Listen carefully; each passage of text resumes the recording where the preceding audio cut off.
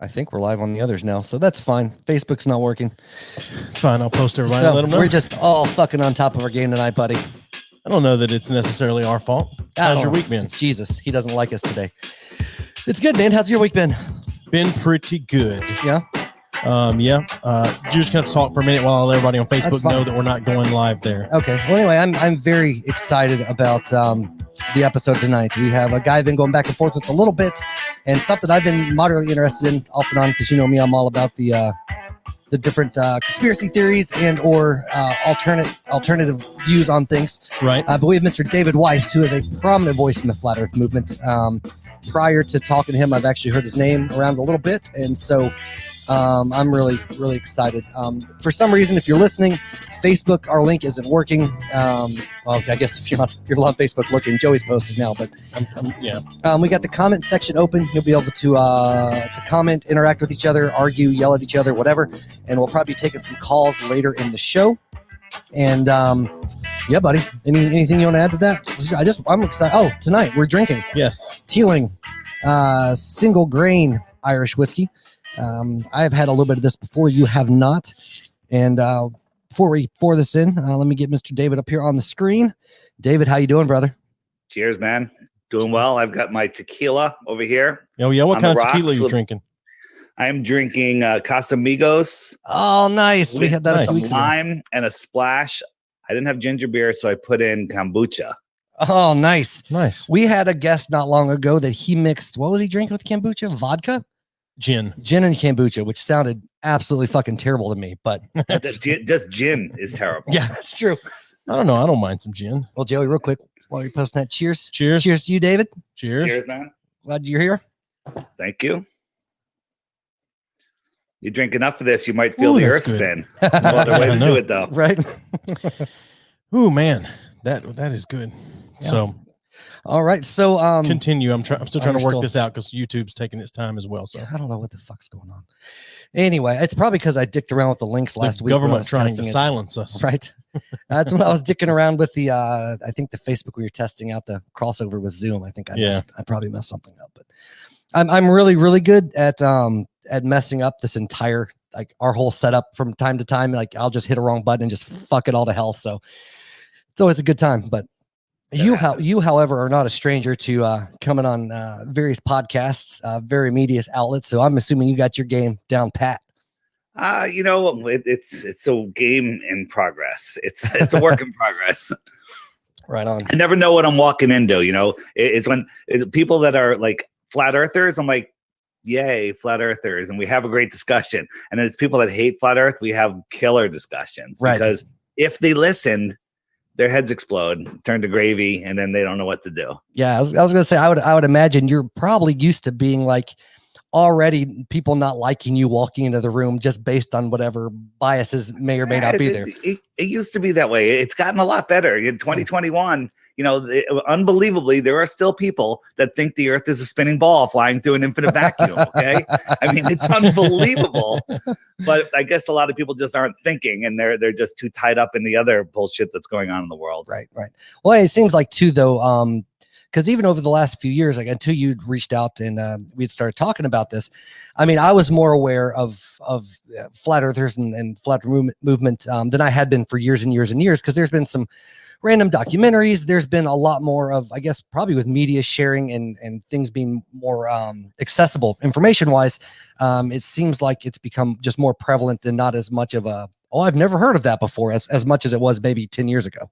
Yeah, like 6 years ago, 7 years ago, when I was first hearing about it, you mentioned flat earth to somebody and they'll be like, you're an idiot, you're a moron. And that's it. It was just pure negativity. Now you mention flat earth, they're like, I'll have you on my show. Let's do it. Let's have a discussion. Yeah. Yeah, like we're both a fan. Like, I love just talking to anybody. Like, I love this shit at all. And a lot of people, I would imagine, still lump flat Earth into a conspiracy theory camp, right? I mean, that tends to be in context when you hear of it. Talking to somebody that's not a flat earther, it's like, oh, that's that fucking flat Earth conspiracy.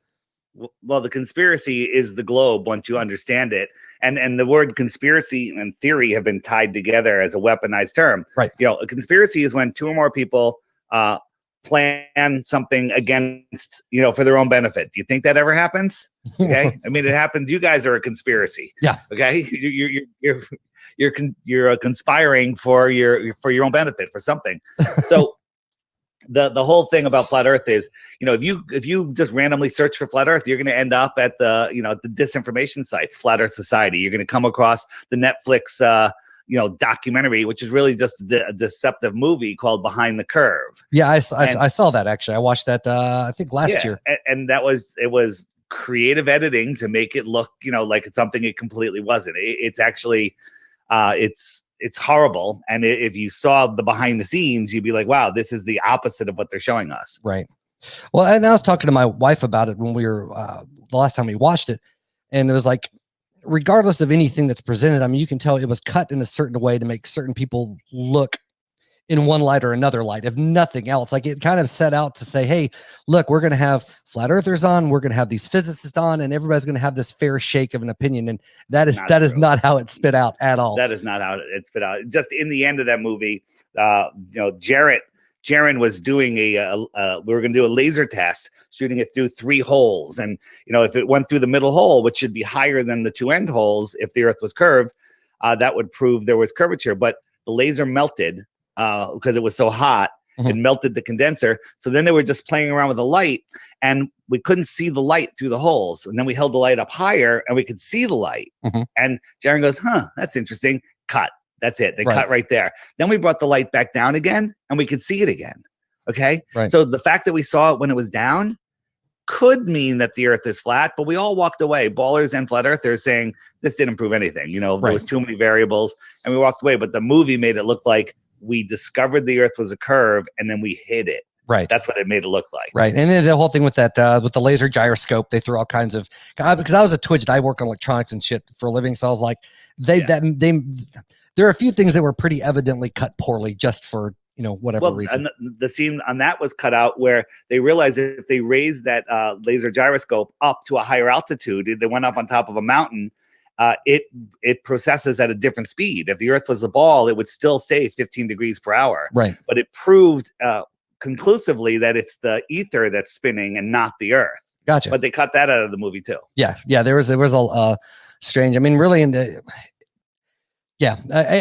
took I say movie more of as a, they tried to make it just a story about Sergeant Mark Sargent. They just Mark Sargent and Patricia. Yeah, that was like the movie, right? Essentially, with everything else.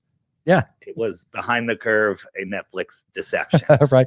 But that was a lot of people's first really, I mean, they've maybe heard people talk about it, but never got any type of eyes on until that documentary popped out. Mark always says, all publicity is good publicity. And the movie, it was kind of like a fun movie for me to watch because I knew like many of the people in it. Right. But it was really pissed me off at the end, the way they edited it. Right. And then they were supposed to give us all of the footage because we let them film our experiment. And then they're like, oh, no, we signed a deal with Netflix. You can't have any of the other footage because then we would expose them. So, oh shit. So either way, you're interested in flat Earth. We're talking. Maybe it's because you saw that movie. So hooray! Hey, it works, right? It works. Yeah. Cool. Did you have anything you were tip tapping on your No. Sorry, I was just trying to make sure everything was squared away with the stream. Yeah, that's it. It Are we took a little bit streaming on longer. YouTube and Facebook now? Well, not YouTube and Facebook, but Twitter. YouTube and Facebook's Twitter. being. Yes. Yeah, I don't know why It won't let us Facebook connect. rejected the stream again. It's probably because I have my name in it. Quite possible. Yeah, when I first started, just like I did what you said after we talked on Monday. I was like, I'm not going to do any digging. I'm going to come in and we can talk. Yeah, I told you not to research because I don't want you becoming a flat earther before I got here. Right. And but prior to, like, I'd recognized your name. I just lost my head. There we go. They're back. Okay.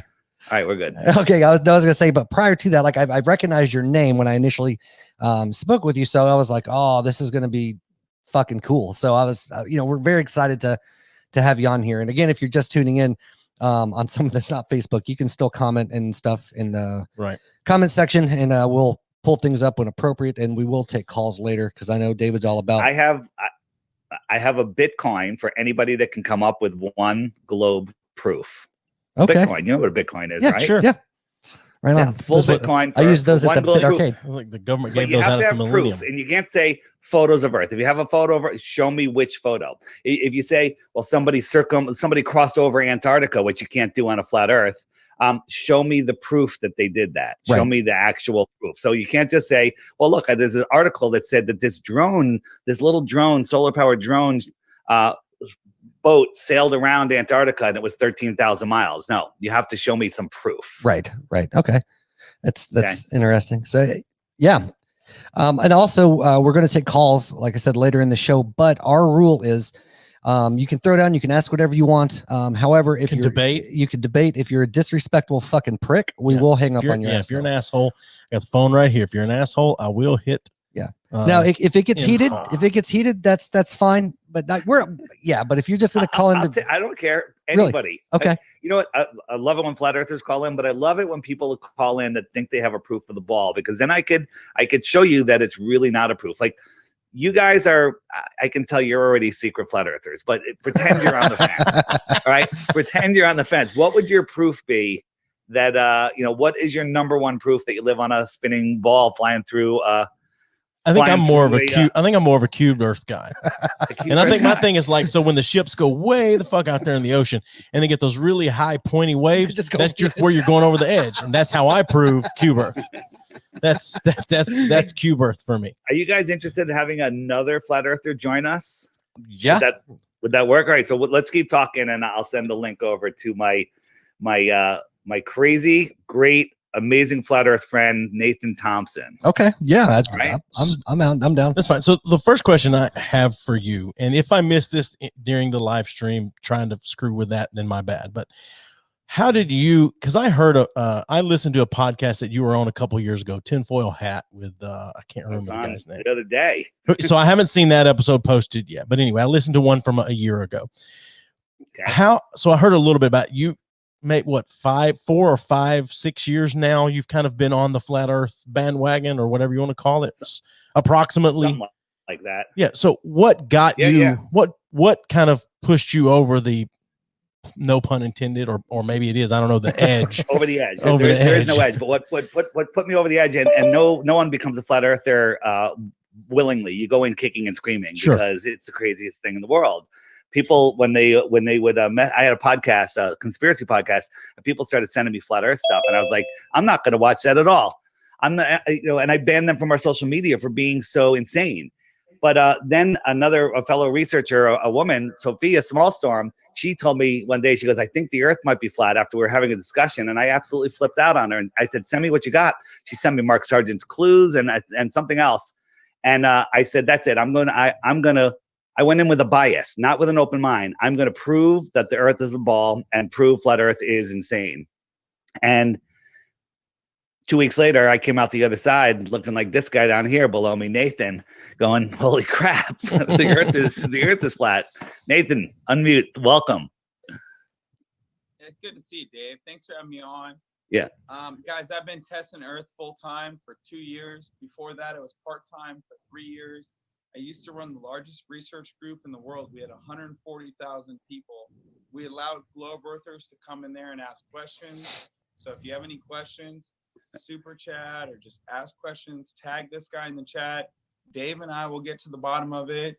If there's anything Dave can't answer, Dave, you want me to answer for you, let me know. But I just want to hang out with you guys. So you do a great job, bro. You know it all, Dave. So go ahead. What was the research group that you say you ran?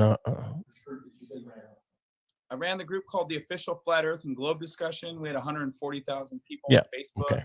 It got deleted a month ago, and we started a new group, which had about 4,000 people. That got deleted 3 days ago. And so the amount of censorship we're dealing with is unreal, which is why I love what Dave's doing. He's going on all these channels, getting the truth out there, because your subscribers aren't going to hear this message from us. We're being censored. So thank you for putting us out there. I'm sure Dave appreciates it, but any questions your audience has or you guys have, please. All right, we'll dig in. And Nathan comes from the biblical side of the fence. Science, I'm going to say science first, but he has the biblical information right there with it. Okay. All right. So go ahead, guys. Sorry. No. That welcome. We're glad to have you on, man. we're like I said, we're expecting a fun ride tonight. But so Nathan, so if Nathan comes from the biblical side, it seems like I've seen more and more people in that are on the I don't know what I say the biblical side, but more and more people that consider themselves Christian that kind of fall under flat earth. And lately anyway, because I've followed some groups on Facebook, and in the interest of honesty or whatever, like I only ever followed those groups just because it was very funny to read the arguments in the comments. I mean, we've had a really heated argument in the where we posted that David was going to be on here today. There's been a couple of people on Instagram just with a really heated argument, and I enjoy watching people argue online because I don't get the point. Well, you get a lot of that with this topic. Yeah. And again, there's a lot of Christians in flat earth, but that's not why anyone's in flat earth. It's not because it's a Christian thing. It's because you see it and it's the reality. And there's a lot of Christians everywhere. So you get any group of people together, there's going to be Christians. Even if you grab a bunch of Jews, there'll be some Christians in there. So we do have a question that's been submitted here by someone. So this is John Kennedy asks, how does a satellite orbit a rectangular Earth? Are other planets flat? And why would Earth be different? Nathan, you start answering that. I got to open my window. Yeah, no problem. There's 3 questions there, right? First of all, how do satellites orbit? So they orbit above the Earth. NASA buys more helium than any company or anyone on Earth. 98% of the helium goes to them. They've had what's called the Corona program since 1950, where they're launching high altitude temporary helium balloons. So they're not up there forever, but they can catch them using modified planes with hooks on the end. These balloons take a while to float down. So you're assuming, you guys, look up satellites in space. They're all cartoons. So that covers the first question about satellites in space. What was the second question? Are other planets flat? So planets means wandering stars. Dave, you want to cover that? Yeah. So Nathan was talking about, I'm showing a video right here of these are satelloons that are launched in Antarctica by NASA. NASA is the largest consumer of helium, and I believe they own most of the big helium companies in the world. And they're putting a lot of these up into the air. So why don't they publicize this? We fund NASA $65 million a day. So, and the other question was, are other planets flat? So that's a pre-program, response number 4. When you Google flat Earth, this is what you're going to come across. This memes everywhere. It's probably from the Flat Earth Society. It's a pancake in space with a bunch of circular planets. The only evidence you have of planets, besides when you look up at a telescope and you see these lights in the sky, which could be the size of an apple or a basketball or a beach ball, or maybe 100 miles across, who knows, because we don't know how far they are, is Disney and NASA. Those are the only ones that are giving us pictures of planets. So let me show you a quick picture. And NASA never calls them photographs. So here are 2 images of Earth from NASA, right? Here's the United States here, and here it is way bigger, right? And this one is tilted back. So if I tilted this one back, it gets smaller.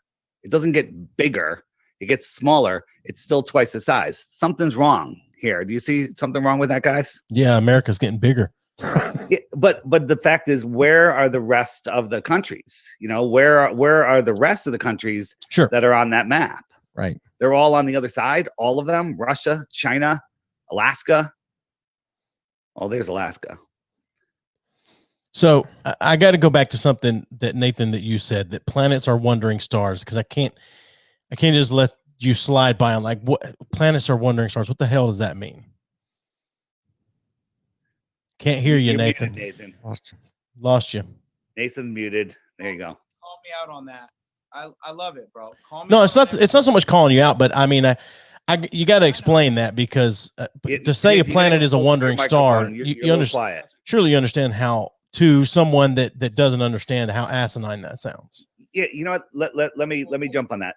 So, the planets used to be called wandering stars. They were changed to planets, which is, interestingly, it's very close to the name plane, and then just with a T on the end of it. So that's interesting. And when we look up at these things in the sky, they're right here within our sky. You guys saw, we had the big alignment right on the 21st of December. Sure. And you could see all these planets in the sky. Well, those things are brighter than any star up there. They're really bright. So these are dusty, dirty balls that are reflecting light back to Earth, brighter than a star. How is that even possible? I mean, one would argue reflection, but I'm not a scientist. I don't know. I'm just allow me to play devil's advocate on that. So I hate it when people say I'm not a scientist, but go out on a full moon night, right? Sure. So we're told that, this is what a full moon looks like. You can read on a, in the middle of the woods on a full moon night. It's enough light to read. It casts shadows on the ground, right? Yep. But we're told that this dusty, dirty ball is reflecting light back to Earth so bright you can read by it and it casts a shadow. Now we can scientifically prove that brightness is impossible, because when you double the distance to something, it gets 1/4 of the brightness. And if you double that distance again, it's 1/4 the brightness. Okay. It's called the inverse square law of light. So let's say I'm looking at this light right here. Yep. And I'm from Earth, and let's just say it's 1 lumen. Lumen is an amount of light. It's probably like 20 lumens, but let's just give the moon the benefit. 1 lumen.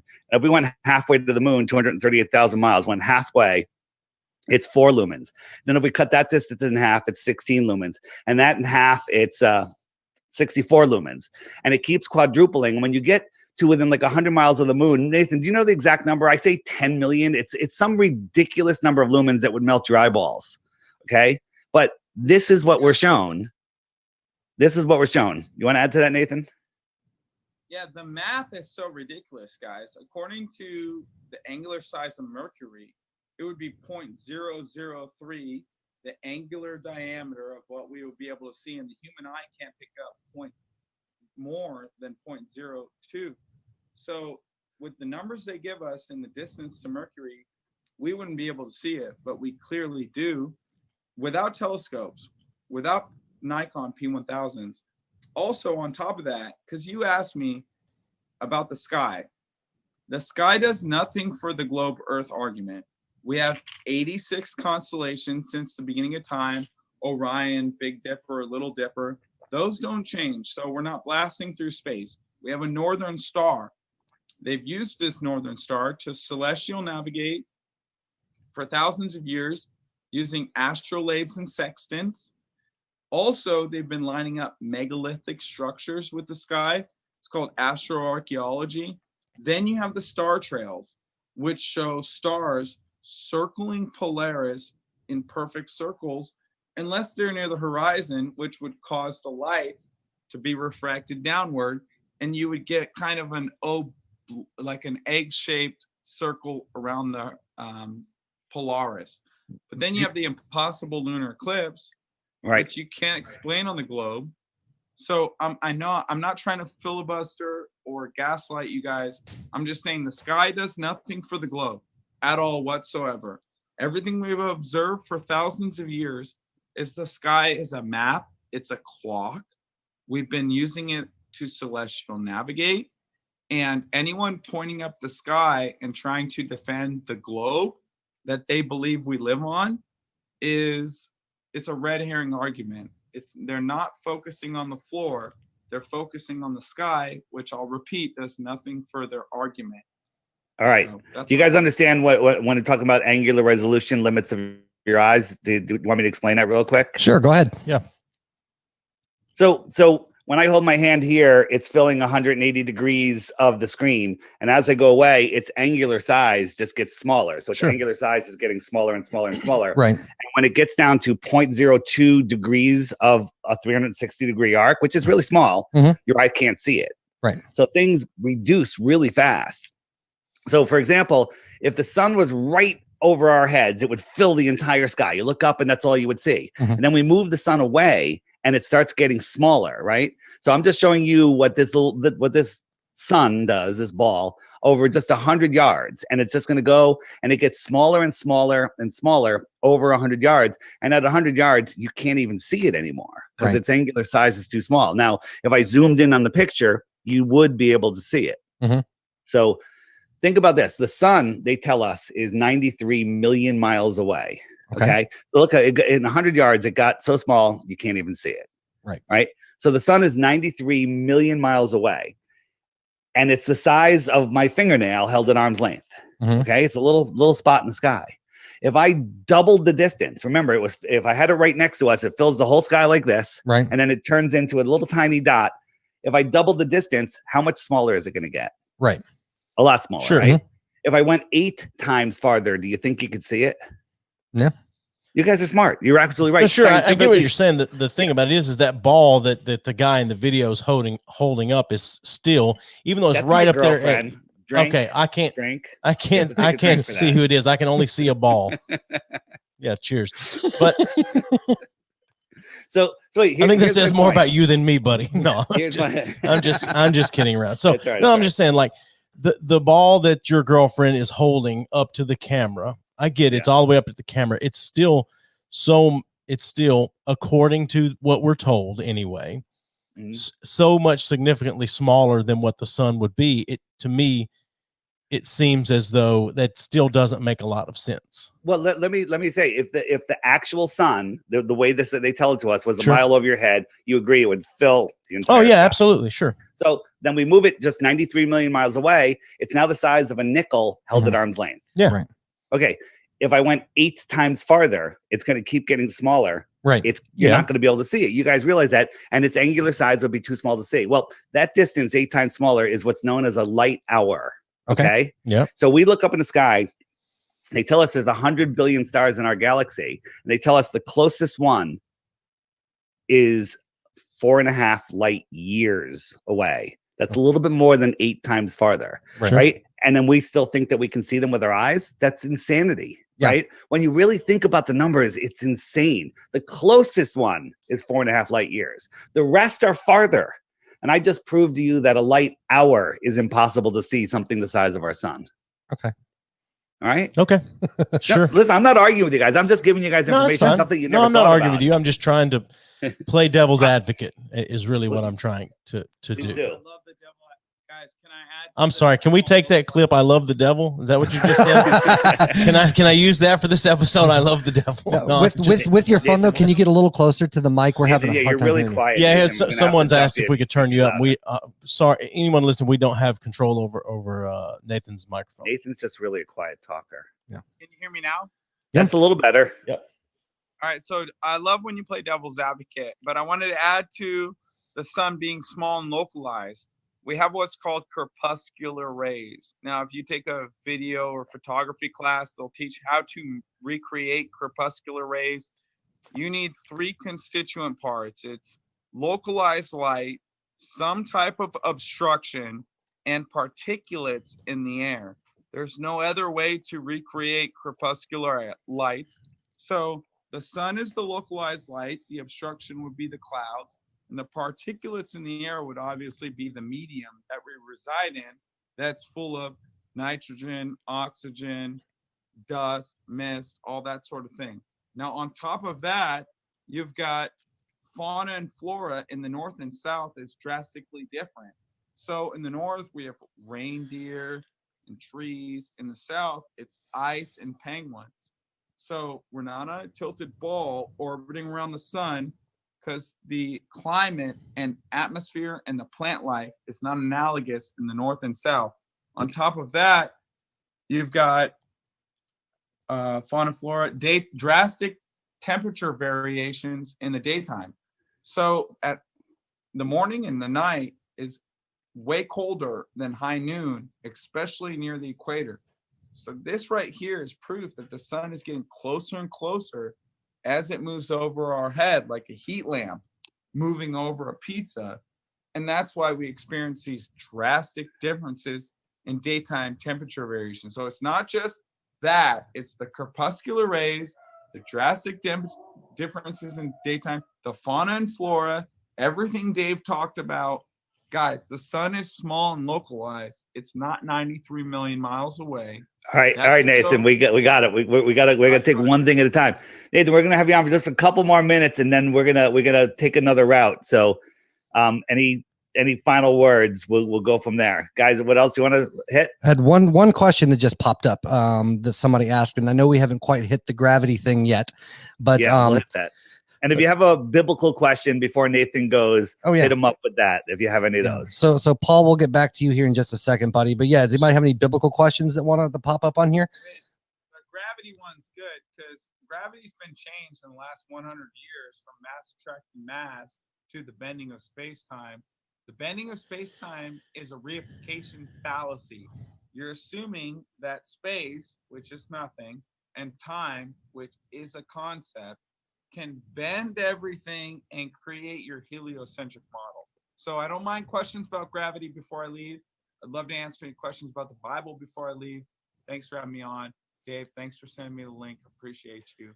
Don't mean to ramble. So what side of Christianity did you come from? Because Stephen and I grew up in a very Christian, very Southern family, and even Pentecostal, whatever you want to call it. I mean, I'm interested in that. Like, what, as far as a Christian background, where do you come from? So my Christian background was holding my middle finger up to the sky and cursing God. Yep. I was an 8. Get on the mic. Go ahead. Can you hear me? Yep. Yeah, it's gonna get a little closer. Yeah. So my Christian beliefs were holding my middle finger up to the sky and pretending God didn't exist and cursing him over and over. But then I realized he had a bigger plan than me pretending he didn't exist. So that's kind of how it started, as I realized, wow, I was wrong about scripture, about cosmology, about the shape of the earth. And I started looking into scripture more clearly, more closely, and realizing, wow, this is the truth. And I've been lied to by the mainstream media, big pharma, politicians, people who run big banks and cryptocurrency, and religious leaders that signed 501c3s. So that's my story of how I got into Christianity. Nathan's throwing shade at everybody, big pharma, Christian leaders. Like, honestly, wow. So Nathan, last question for you that just came from someone. What is your best biblical proof of a flat earth? Just one, Nathan, not 200. One. All right. I won't rant forever. I won't talk about Joshua stopping the sun or Jesus being taken high enough to see all the kingdoms of the earth. I just want to direct you to Genesis 1. It says, in the beginning, God created the heaven and the earth was without form and void. And darkness moved over the spirit of the deep, and God moved over the face of the waters. Now, if you go deeper into the Bible, it says, test all things. The waters of the earth are naturally level. They, at rest, are horizontal and level to the container. So at Genesis 1:2, you don't have to go far in the Bible. It starts talking about how God is above us and we live on a flat, stationary earth. Thank you so much for having me on your show. Dave, I love you. I'll see you guys soon. Hey, thanks, right, guys. Thanks for coming on, Nathan. Thanks. Honestly. All right. So where are we going? Oh shit, I don't even know, man. Nathan's intense. He goes off with it. Well, because I had some Bible stuff we could have gotten into a little bit, but we're gonna press on forward. If you could send Stephen Nathan's contact info, we would definitely possibly be interested in having him on at some point. So because I went to Bible. I was a full-time pastor for a while back in another fucking lifetime. So and then I got divorced, and I wasn't good at not doing drugs, and there was a whole shitload of things that went into that. But so we do have one more question that popped up, David, before we press forward. And this was from Paul, I guess because I'd thrown it out. So was it Paul that touched that? We've got our shit's blowing up for no fucking reason. But what is keeping the sun and moon evenly spaced circling our earth in the location of the sky, since there is no gravity? As a mouthful. Does that make so what is keeping the sun and the moon evenly spaced while it's fucking spinning? Big question. And again, we can only speculate about the things that are above us or the things that are beyond the shoreline of Antarctica, which is off limits. Right. So the sun and the moon that we see don't even behave like physical objects. So that's weird. They, in my opinion, they're more of a reflection or a projection into our reality. So, you know, if you have if you're trying to find your iPhone, for example, you need a couple towers, triangulate it, and it tells you exactly where it is. And the more towers that you add, the more accurate the position, right? That's how you triangulate. So if one person is directly under the sun, he's got a stick that's straight up and down, and there's no shadow, he knows that the sun is directly above him. So we have a 90-degree turn. You have somebody that's 100 miles away, 200 miles away, whatever. You know the distance to that person. He calculates the angle to the sun, and they come up with a position where the sun is, right? You got your right angle, easy math. If you add another person or a third or a fourth or a fifth person to that calculation, the more people you add, the farther off the calculation comes. The sun just goes haywire because everyone's seeing it in a different position. So it's not acting like a physical object. So if it was a physical object floating in the sky, you would be able to triangulate it, but you can't. Doesn't work. Even if you calculate the curve of the earth, which there isn't, or a flat earth, it still doesn't work. Right. So what is the sun? I think it's a focused point of light that's coming from outside of the firmament. And I have this might be a little hard to see, but this is a glass dome that I have sitting on a white carpet. And I have a white light that I'm just bringing across the top. And if you look into the dome, you can see the sun. And it literally makes an arc. And I'm just going straight across above it. And then it goes right to the edge here. And then it doesn't go below. It stops and it fades out. Watch, it's going to come back. So I'm bringing the light back this way. And here's the sun. So if I'm standing here, and I call this my personal atmospheric dome. This is how I see the sun. And then watch, it goes to the horizon and it stops. And then it just fades out. It doesn't go below, right? I think that's how we see the sun. And one of the proofs I have of that is I took this video. This is my drone on a super clear day. It's 32 degrees outside. There's no humidity. And I'm looking west over land. So the air is super dry. And the sun was up here. And in a 5 minutes period, the sun just went down, down, down, nice and smooth. And it got to here and it stopped. If the earth was spinning, it would keep going. It sat here for 10 minutes. Now, this is sped up like 2,500%. And it just sat here. And instead of going down, it just disappeared into the thickness of the air. Watch, it's going to happen again over here. Okay, it just disappeared. It just went away. And it's because its light couldn't push through the thickness of the atmosphere. Okay, now my friends were down at the beach. They saw the sun set from the bottom up 10 minutes earlier. And the reason that is because they had a tree horizon or maybe they had some clouds because they're down low. And as the sun goes away, it just gets eclipsed from the bottom up. So watch when this resets, the sun will be up here and it just goes beyond these clouds. Now, these clouds are all at the same height. Now, I inserted them into this graphic, but this is how it works. It looks like it's setting from the bottom up, but that's above your eyes. So you know that's a cloud. But over 20, 30, 40 miles, the clouds merge with the horizon and you can't tell the difference. Okay. And then that's how the sun sets. But when you're up really high, the sun doesn't set. Here's 120,000 feet. That sun is right there above the clouds. It's not 93 million miles away like they tell us. So that video going on behind you right now, how high is that? So that's not that high. This is, I'm about, how am I, 500 yards? No, 500 yards? 500 yards? Yeah, 500 yards. So 1,500 feet meters. up, 500 meters. So approximately 1,500 feet up. Yeah, but it was a super crisp, clear day. There wasn't a cloud or chemtrail in the sky all day long. But but what you're saying is, though, if you stayed there for 24 hours, you would see the sun forever.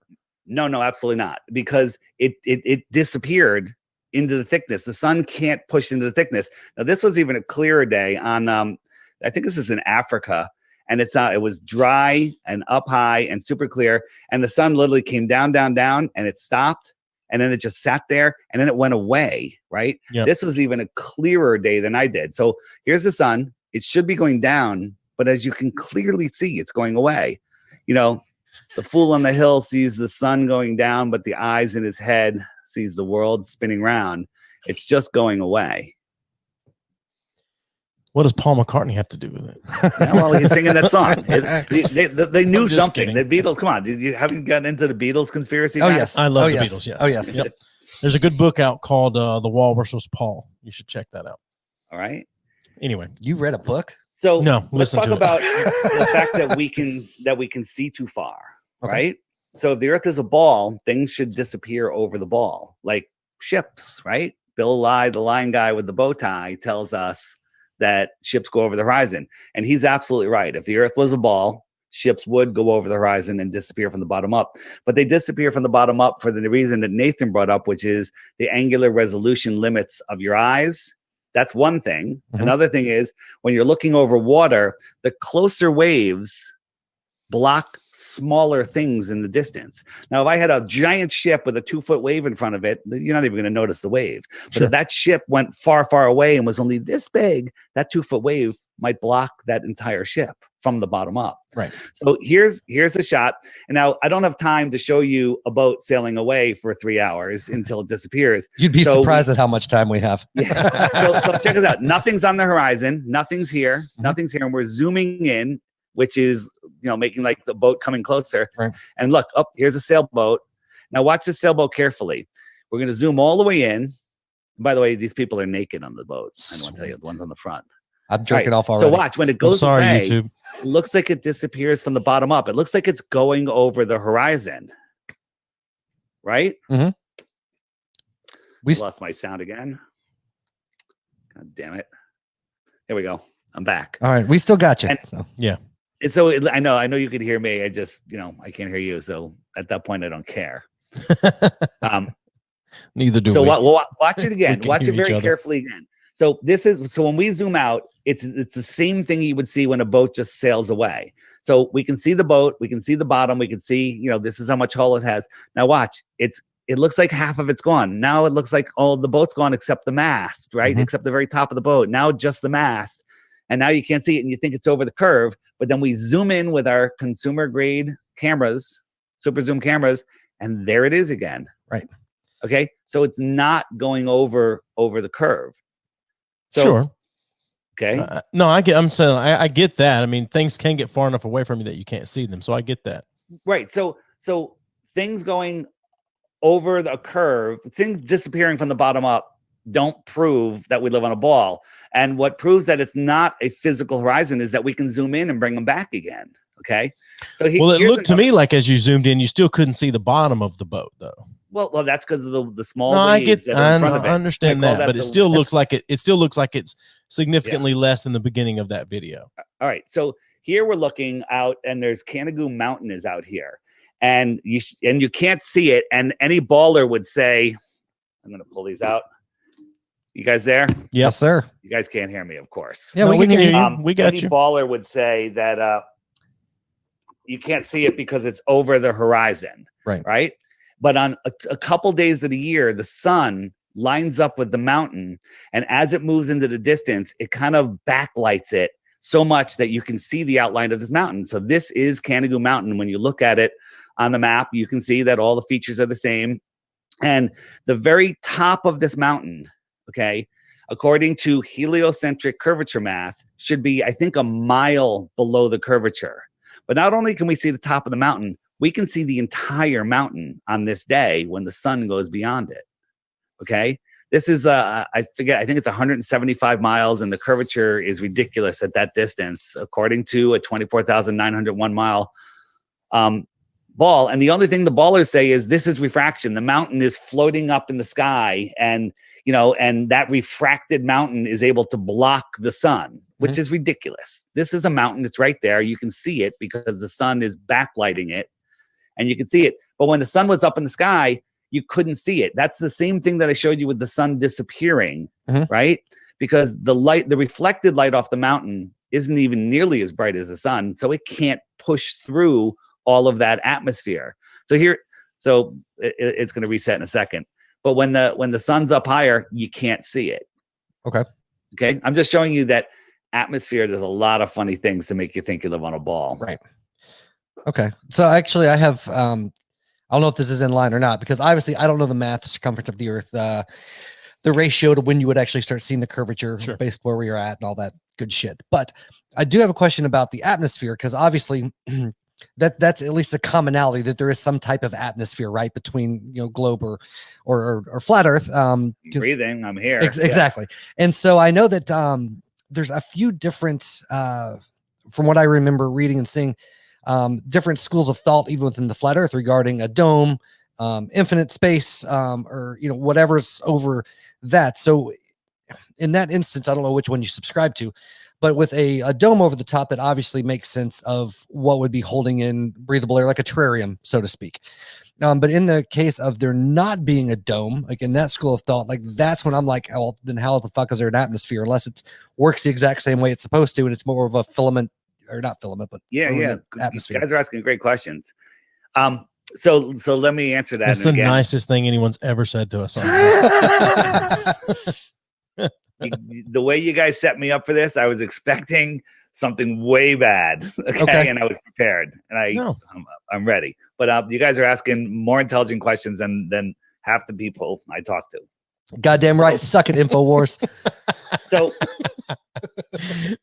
a lot of flat earthers think that there's a solid dome because you can't have the second law of thermodynamics says you can't have high pressure next to low pressure, or a vacuum, which is super no pressure, without a physical barrier. And I agree that is the case. Okay. But I don't believe that space is a vacuum. I think space is water. God separated the waters from the waters, and the water in space that we call space are connected to primary water below the earth. And excuse me, sip away, my friend. Sip away. I'm good. And so I actually think there is a physical barrier, but not for the reason because of the second law of thermodynamics. Now think about this. A bubble on the bottom of a pot of boiling water. You got a bubble attached to the bottom of the water. So you have a high pressure system with a flat earth inside the bubble, and water above it without a physical barrier. Okay. Yeah. And think about this. When does it rain? When do we get heavy rain? When we have what kind of system? Oh yeah, is it a high or low pressure front? I never remember. Pressure. Yeah, low pressure. All right, I said high. And when we get a hurricane, that's a really low pressure system, and we get a lot of water. Okay, maybe that low pressure is letting that water in. The high pressure is holding it up. Okay, I see what you're saying there. Yeah, interesting. So go ahead. Sorry. No, I was going to say, because have you ever been in a heavy rainstorm or a hurricane? There's a ton, not a ton, millions of tons of water coming out of the sky. And we're supposed to believe that they're floating in the clouds. Right. There is moisture in the clouds, and we get sprinkles and rain showers, but not, the primary water that comes out of the sky. Okay. Go ahead. No, it's a lot of this is interesting to me, just because it's what's interesting to me about it, I guess, is how I don't even know quite how to word this. Like that's one of the more interesting, I shouldn't say interesting, that makes sense to me, but you have the, like I said, a lot of big arguments as far as what I've read between like people get really caught up on those semantics, especially from what I've seen, the Christian background versus the non, because it takes a very different turn a lot of times, depending on the perspective you're coming at it from. I'm just completely rabbit trailing here. I had a fucking train of thought, but this goddamn whiskey's so good, I just lost it. I guess then, so what I was getting at, so atmosphere, dome, whatever. So based on your model there, ice shelf around the outside, right? And then everything else in the center of it, things rotating around, and then a dome of some sorts, based on like the bubble at the bottom of the pot, or infinite, depending on which school of thought you're on. That's the basic setup we're looking at. Can I just make sure I'm understanding correct? Yeah. So the earth is like a pond. Think of all of the oceans like a giant pond. And what is at the edge of a pond? The land that's higher than the water surface. Right. Okay. And that creates the edge. Antarctica is the highest land on Earth. Okay. Okay. It's the edge of our Earth pond. So it's the highest land. When you get to Antarctica, the ice shelf is like 200 feet over your head. Right. Right. So we live in this basin, the Antarctic basin, and nobody, nobody is allowed to explore outside of the 60-degree parallel because of the international treaties and whatnot. Yeah. Okay. I guess what I was getting at with that, and it's real. I stumbled across this. I remember a couple of years ago, and we were talking. I was like, "Oh shit, I need to ask about this." Is I know that there's another sect, lack of a better word, that believe that the outer shell or the outer ice wall is containing everything, but then beyond that, there's like, instead of having aliens and shit like that, other visitors would come from outside of that ice shelf. Yeah, kind of like what you have popped up from there. The extra territory. Yeah. Maybe? The extra terrestrials. Yeah, because I love fucking aliens, man. And I was really upset when I first started digging in and there weren't any aliens. I was like, no, fuck that. Same here. Extra terra. A couple alien fuckers on here. Yeah, I'm down. And there could be another ring outside of this ring. Right. There could be other puddles. We don't know, but makes a lot of sense to me. Okay. But everything outside of that middle ring you're saying is completely speculative. Yes, there are some stories, but again, we have proof of these. There's a story called the Iron Republic. You can find it, somebody reading it on YouTube, which is amazing. So it's a story about a ship that went through one of these gates and got lost at sea, didn't know where they were, came across this island and this continent. A boat came out. People spoke English, and they said that they had left the inner world in the 1600s because they didn't like the tyranny that was happening. Right? Is that where Wonder Woman's from? So think about this. Okay. They didn't like the tyranny that was going on, so they picked up and left and went to the outer lands. Well, if let's just imagine there was tyranny going on in the world. That'd be crazy. I can't imagine. Yeah, so you can't imagine that. And what if you knew that there were other continents outside of that ring of tyranny? Would you go? Probably. Yeah, maybe that's why they're hiding the flat Earth. Okay. Maybe. That's okay. Interesting. Something that stuck in my head, and this is completely off topic for what we've said about, is that was when the nice dude's name that was just on here a minute ago. Nathan. He said that time is a construct, and I call bullshit on that one part of that. That's just been bothering me. I just wanted to say it because time exists. The way we explain it and understand it is absolutely a construct of human imagination, but time happens, and time is not fucking linear. God damn it. It's a fucking layered thing. Is time on your side or is it on my side? Exactly. It's just time. It's not anybody's side, man. It just exists. Anyway, I just want to get that off my chest. That's been spinning. Some music lyrics. I was hoping you would sing. No, I got it. Yeah. I know what you're talking about. I'll be here all night. And I don't want to be a dick, but that's been in my head this whole time and I couldn't get it out. So you brought up tyranny just a second ago, and I'm very interested in what the bottom part of your shirt says under the word tyranny.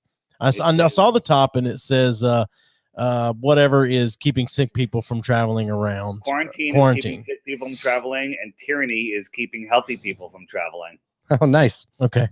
All right. So yeah, that interested me. Oh, sorry, man. There's that slight delay. That's all right. Yeah, you're good. Did you have? I had something else.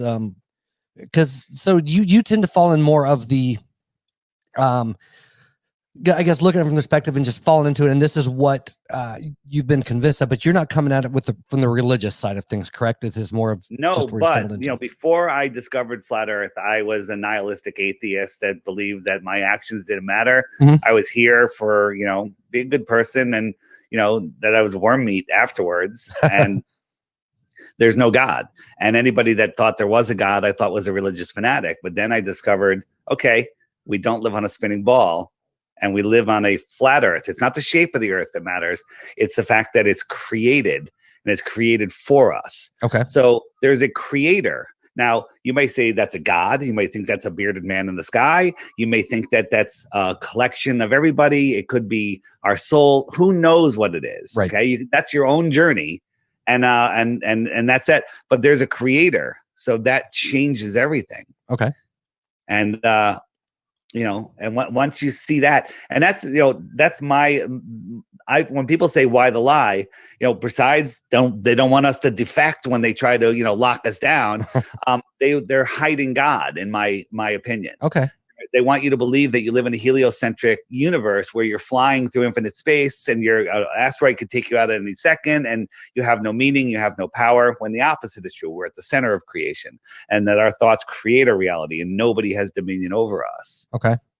Interesting. And there's a verse in the Bible that basically says, if you see my creation, the earth, then there's no excuse for denying my existence. Right. People can deny God all day in the heliocentric world. You know, you could say, well, no, God created the whole world and the planets and the solar system and the galaxy, and that's fine, but you can still deny it. But once you see the flat earth, you understand that you can't deny the existence of God. Okay. So that's what the devil doesn't want, because if everybody can't deny God, then the devil loses all his power. And that's the end of the government. Nice. And I know one question that comes up that's been asked to me in other conversations. So is the earth resting on something? I know I've seen pictures of like the whole turtle, man. Yeah, turtle, right. Turtles all the way down, man. The deepest hole ever dug on a flat earth or ball earth is only just short of 8 miles. They hit an impenetrable barrier. Right. Nobody can like get my through ex-wife's vagina. Yeah. Sorry. You know, every time I bring that up, people go, it sounds like my ex-wife. Yeah, right. Impenetrable barrier. And it only goes, so they can't get through it. And by the way, when they were digging that 8 miles, they were using radar to see what they were going to hit next, and they were wrong every step of the way. Right. But somehow they know what a cross-section of the ball earth looks like all the way down to the middle. Right. So that's pseudoscience. We don't know. And so the only way we can know what it's resting on is to trust scripture, I guess. Look at different, scripture from different cultures, different religions, and you can take your best stab at it. So don't ask me. I don't know what's on there. I was just curious. And I find that interesting what you just said, which I actually like, is taking a cross section from different religions, not just the Bible, because there's things that predate the biblical writings hands down, but there's commonalities throughout all of them. And to me, when you're looking at religion or anything spiritual, it's important to take not just one viewpoint, right? And kind of try to factor. It's like they say when 5 people are telling a story and they're all different, the truth is somewhere in the fucking middle of all of it. And that's tends to be where I view a lot of the side of things. But hey, let's destroy NASA for a couple minutes. All right. Okay. And maybe take a break in about 5 minutes. We should take one about halfway through and then come back with some more goodness. If that's good with you. Sure. Yeah. So let's kill some. Let's fuck some NASA. so let's say this is gonna take. You have to think a little bit.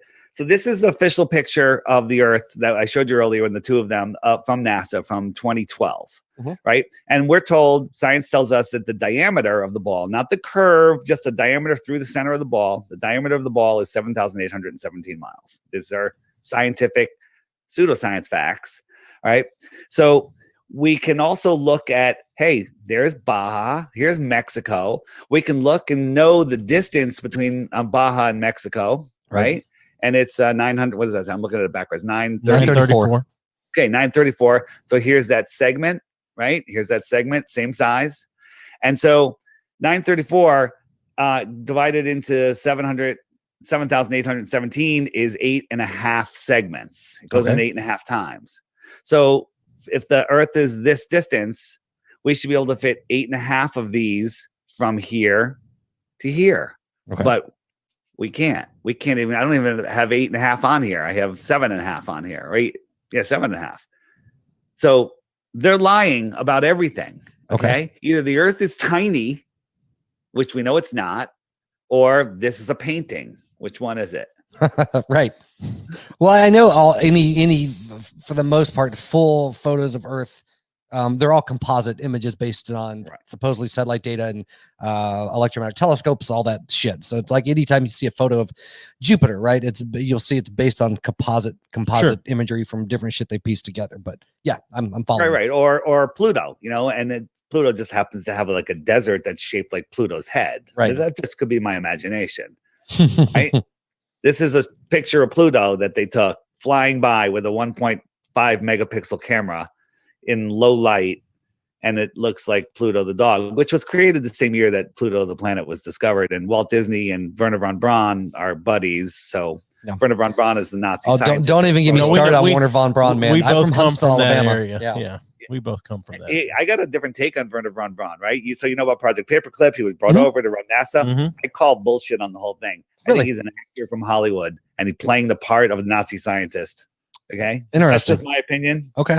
Right? Because there was no Cold War. There was no space race. The whole friggin' thing was they were all in on it together just to control our minds. This is the picture they took in 2019. What does that say?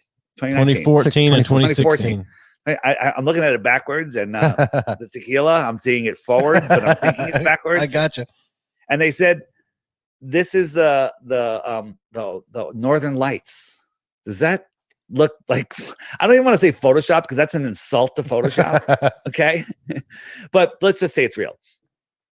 If you overlay it with the 2014 shot over 2 years apart, every single little cloud, every little dot, see that little dot? It's the same little dot right there. Every little cloud is exactly the same. Right. So either clouds and storms, the storm bigger than Earth, never change, or this is a painting. Which one is it? Right. Yeah. And if this is a painting, you know what that means? That means we didn't go to the moon. Okay. Well, come back. I'm sorry. I'm having trouble making that leap. That if that's not real, that means we didn't go. I'm having trouble making that leap. So I'm going to help you make that leap after the break. And here's the thing. If NASA's lying about one thing, they're lying about everything. So I'll not unwind that for you, and I'm going to make it so you have no more doubts that NASA's lying about everything. After the break. All right. So we're going to take break. We take about 10 minutes. Because I'm a dirty whore of a smoker, and so about an hour in, I'm about starting to itch. So it's about 5-10 minutes. We'll pull the video down. We'll go get myself another cocktail. Do your thing, man. And we will take some calls when we get back. Hey, everybody. We'd like to take a minute to tell you about a really cool podcasting app called Stitcher Premium. Yeah, Stitcher Premium is, like you said, a free app, and they've got everything you could look for: true crime, comedy, pop culture, The Office ladies.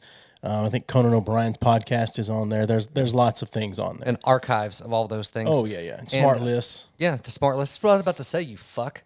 Smart lists basically will watch what you're listening to, or listen to what you're listening to, use some fancy algorithms, and make recommendations on shit that you already like. Yeah, so if you go to Stitcher.com/premium and use the code B3F, you can get a month free. So it's $4.99 a month, or $34.99 if you pay for a full year. But use the code B3F, and you'll get a free month.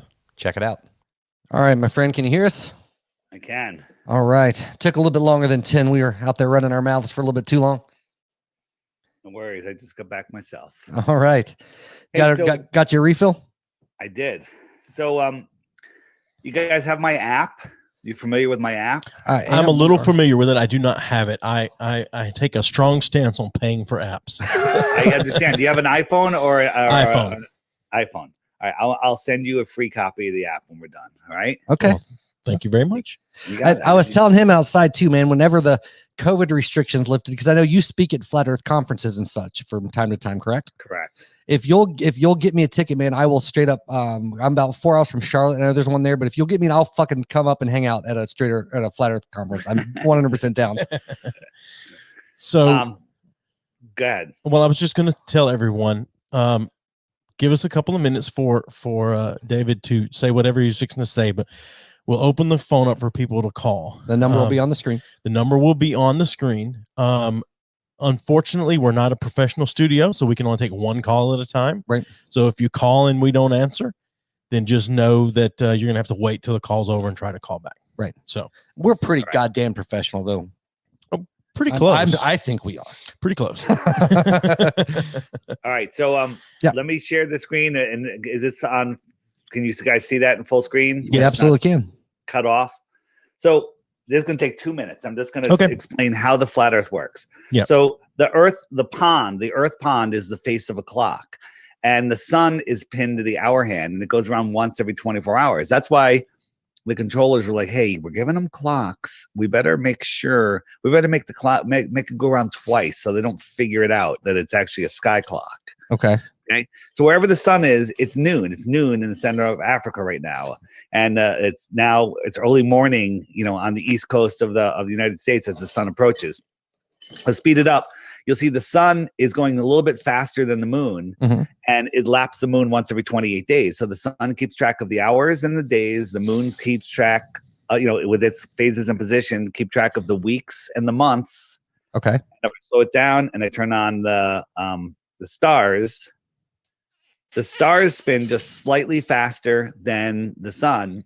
So the sun will go into each zodiac for about a month. Okay. So, it's already transitioning into this one. Next month it'll be over here. Next one will be over here because the zodiac laps at once a year. So the zodiac keeps track of the seasons and the years. Right. Interesting.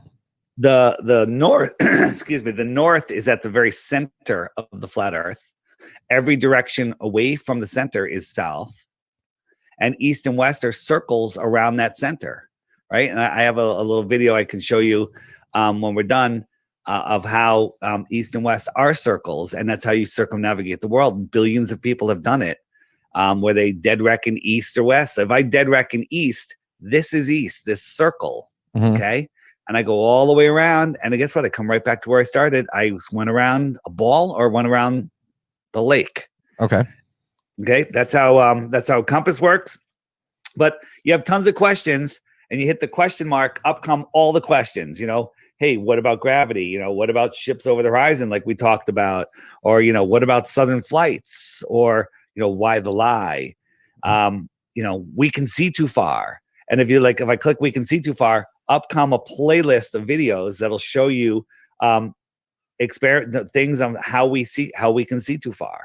Okay. So stuff that Google will not feed you. Then it has all sorts of other stuff on there, other conspiracies. Well, not really conspiracies. Oh, what happened? Did it go away? No. We didn't do anything. It's there, but it's black. Okay. Well, it's something happened. There he goes. Movie recording. I don't know. That's weird. All right. Well, I'll just let it go. But it has the frequently asked questions. I stopped sharing. It has frequently asked questions, so you can get all those answers. And then there's also a featured video of the day. What I say is take the Flat Earth app challenge. Get the app. It's $2.99.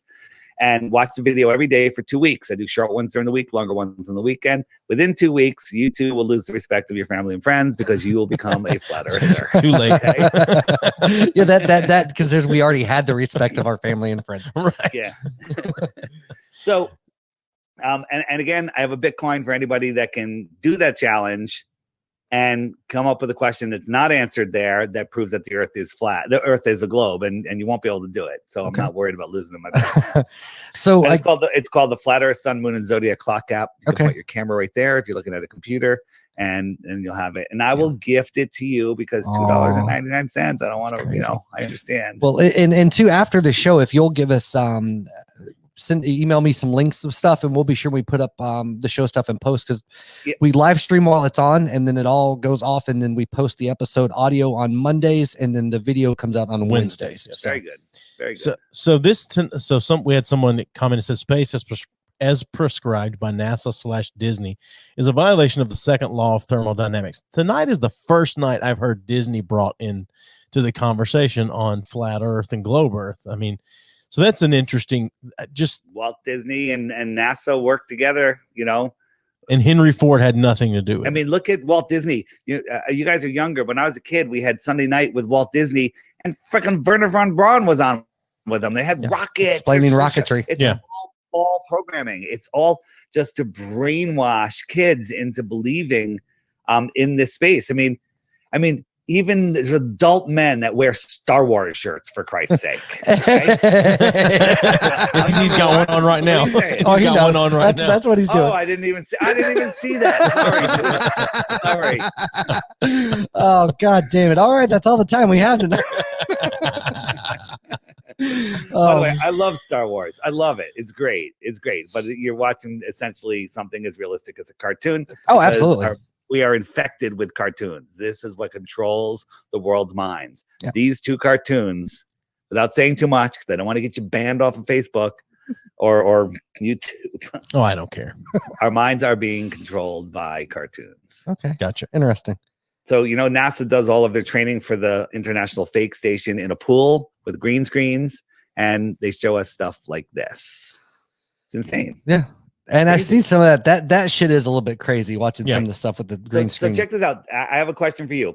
Is this footage from the lunar lander leaving the moon and connecting with the orbiter with two grown men in the lander, Mm-hmm. Or is this a cartoon that was rejected from South Park? I'm going to go with the rejection from South Park just because. This is what they showed us. This is the guys. They're in there, and they're gonna link up with the other astronaut that was zooming around, right? So this is the lander that somehow took off the moon. There's 2 grown men in here wearing diapers. Okay. And they're lining up to connect with the camera that's coming at them right now from the this is the orbiter or whatever. I can't even tell which one's which because they just look like ridiculous nonsense. This is what they showed us, and people bought it. Yeah. And in your opinion, what's wrong with this? What's wrong with this footage in your opinion? In my opinion, this is done in a closet with $20 worth of camera equipment. I mean, this is nonsense. You're telling me we could fake a docking on the space station in my basement? That's amazing. Yeah. Look, we're doing the wrong thing. Did you you not see how they filmed Star Wars? That's exactly the other angle. Here's the other. It's just crazy. How about here? You guys play the devil's advocate. This is from the space station. How come I don't see any land? Yeah, I don't know. Because you're over the ocean. You guys are too easy. People say it's the ocean. You can't see it because of the atmosphere, right? That looks pretty good. But guess what? We did this with a $0 budget because this was filmed in somebody's front yard, and they just turned it upside down and they just put a little solar panel over it. Nice. Okay, that's how easy it is to fool us. And NASA gets $65 million a day. Yeah. Here, what is this? A balloon? Or looks like someone's ski. Or 20 tons of steel. What are the options? Balloon or 20 tons of steel. 40,000 pounds a container of steel. Oh, for that's the rocket. Or is that a balloon? Yeah. Now hold on. In the corner of that, you just showed the guy that broke the record for Red Bull. Yeah. You see how fast he fell though? Yeah. How come this is falling that fast? You're not. Now we're going to have a problem if you're telling me the guy from Red Bull didn't actually break that record. Now we're going to have a problem. I believe he did. Now there's some people that don't believe he did. Okay. But do you know that he did 2 jumps before the televised jump, and the 2 jumps didn't use GoPro cameras, but on the third one they used a GoPro camera, and a GoPro camera bends edges. Okay. So all of this land, we see this river here. We looked at all the landmarks. This is all New Mexico. This is planet New Mexico. Okay.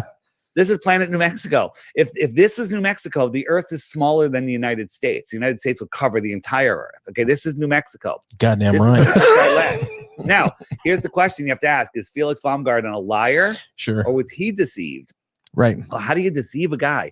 Well, he's going up there. He expects to see the curve. He's told he's going to see the curve, and he's wearing a round shielded helmet. Okay, which curves everything.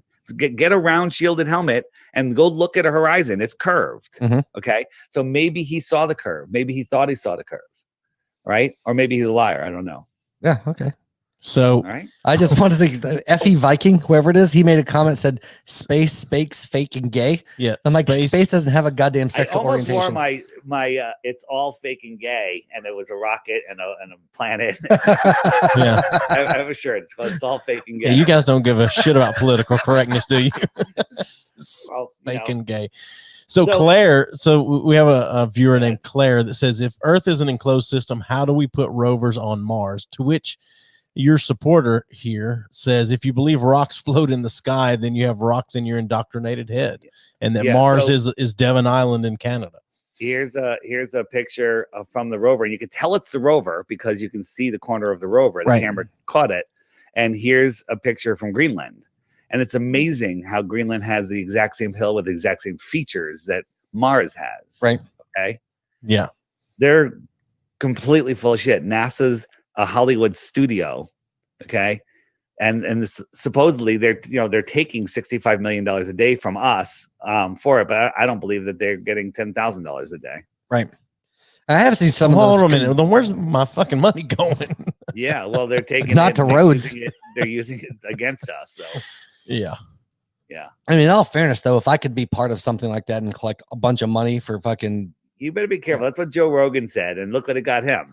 Yeah. $100 million. $100 million. He's a sellout. I'll take that. Hold on. Now, hold on a minute. How is he a sellout? Joe Rogan now. He's a sellout.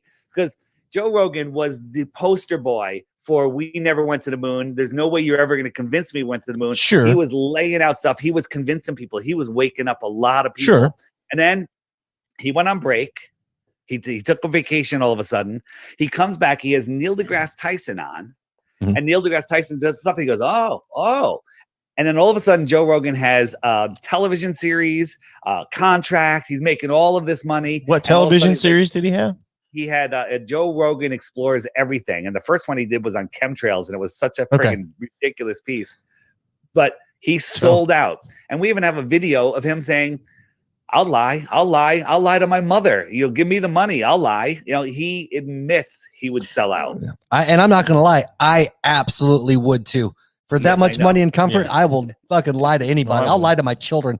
You don't want to sell your soul, man. You don't want to sell your soul. It is not worth it. It's not about that. You say it because it's kind of fun to say it. You know, I used to say things like that, but I don't say I'll tell you what, because it's how about this? I don't know if I would or not until I'm presented with the opportunity. Present me with the opportunity and we will see. My biggest, I say my biggest fear is, so two guys show up and people are, aren't you afraid with all of the stuff you're doing? And I'm like, my biggest fear is two guys will show up at the door, really nice cup of coffee. And they're like, hey, listen, you can keep doing what you're doing, or we can give you, $100 million and set you up on a little island, where you can kite surf out of your own yard and grow your own food. And we'll even give you the chickens that you need for your chicken coop. And I'll be like, damn, you can't do this anymore. Right. That's my biggest fear. Yeah. My biggest fear. Oh man. Hey, is this guy floating in space or is he hanging from a fucking wire? That'd be the wire. You can see it off his ass. Yeah. The green screen didn't hide his wire. So these guys are flipping things around in the foreground, playing, mesmerizing people with stuff. But this is NASA faking anti-gravity. So check this out. This woman is talking to kids, and watch this over here. Do you see anything here? Nothing. Right. Oh, look, there's a stuffed animal, and now she's maneuvering it. That's called augmented reality. Yeah. She sees it in her, either in her contact lenses or on a screen behind the camera, and she's seeing things that she can manipulate herself, and then they're in reality, in real time. She can move things. Right. And so that's what they're doing, and they're just lying to us. All the stuff they're flipping around, it's not even there. So I do have some of these. Oh, go ahead. Sorry, no, please go ahead. I was gonna say they're not even in the same room. These guys were just finishing, and the green screen glitched out, and everything that was floating. I zoomed in on this a little bit, but everything that was floating in front of them glitched out, and everything else stayed exactly the same. That's so cool. Yeah, it's cool, but they're lying to us. Yeah. But that was actually because I know gravity is a big point of contention with the globe earthers versus flat earthers. So I have a question about it, but could you explain a little bit what those differences are, or where the flat earth comes from on the gravity situation? So the high priests of science, Neil deGrasse Tyson and Bill Nye, they say they don't know what gravity is. I don't know what it is. I don't know. That's what he says. It is a quote. And they have to make up dark matter and dark energy. They're like, well, gravity has to exist. Therefore, the gravity of the planets don't make up enough. So there's got to be dark matter and dark energy. And it's 96% of the equation. Mm-hmm. Okay. No one's ever seen it, but it has to exist because gravity doesn't work without it. Therefore, it has to exist. That's retarded.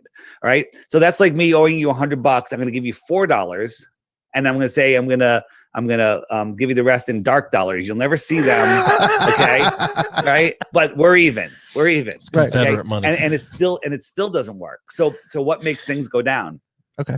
If you drop, I can drop this, and it falls into my hands because it's heavier than the air around it. Right. Right. And a helium balloon will go up because it's lighter than the air around it. Right. But what establishes the down? So there's some disagreement here, and people are still trying to figure it out. But the Earth itself is measurably electric. It has a negative charge to it. Mm-hmm. That negative charge attracts things very weakly, just like they say gravity has a weak force. Well, that negative charge is a weak force, but it establishes a down. Down is down, up is up. Mm-hmm. Okay. Left and right, forward and back are all relative depending on where you're looking. Okay. Right. But up is up. And in Australia, up isn't down. Australia is just over there. Up is up. Okay. Up is up. Down is down.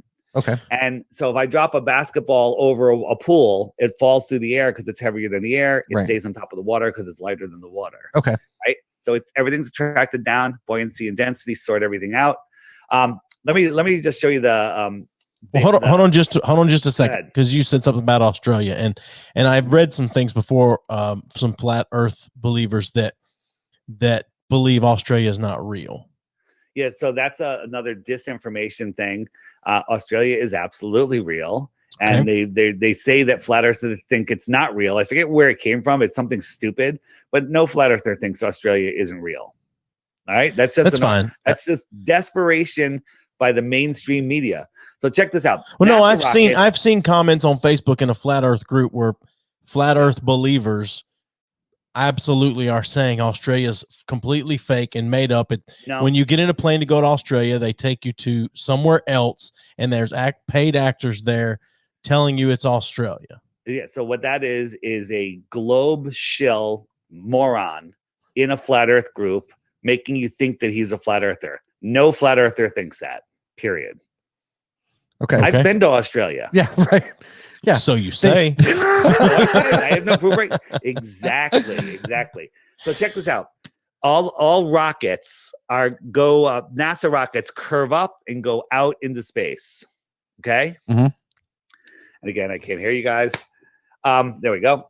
And this is an amateur rocket that was launched in New Mexico or Arizona. It went straight up 73 miles, and then it hit something. It went into something viscous, like not as thick as water, but it sounded like water.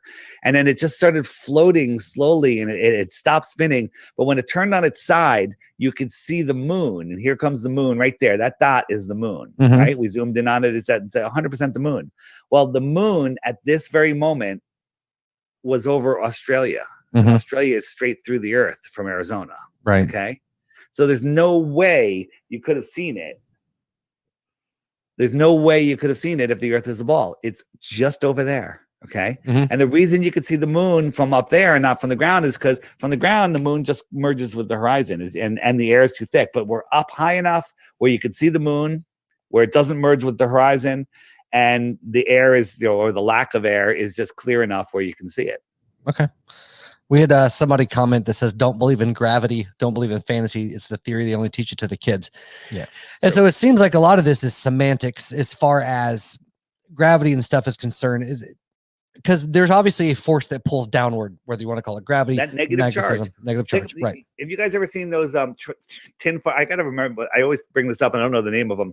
They make a triangle out of tinfoil and they electrify it and it floats up in the air. Right. You're changing the electric potential of the tinfoil. Right.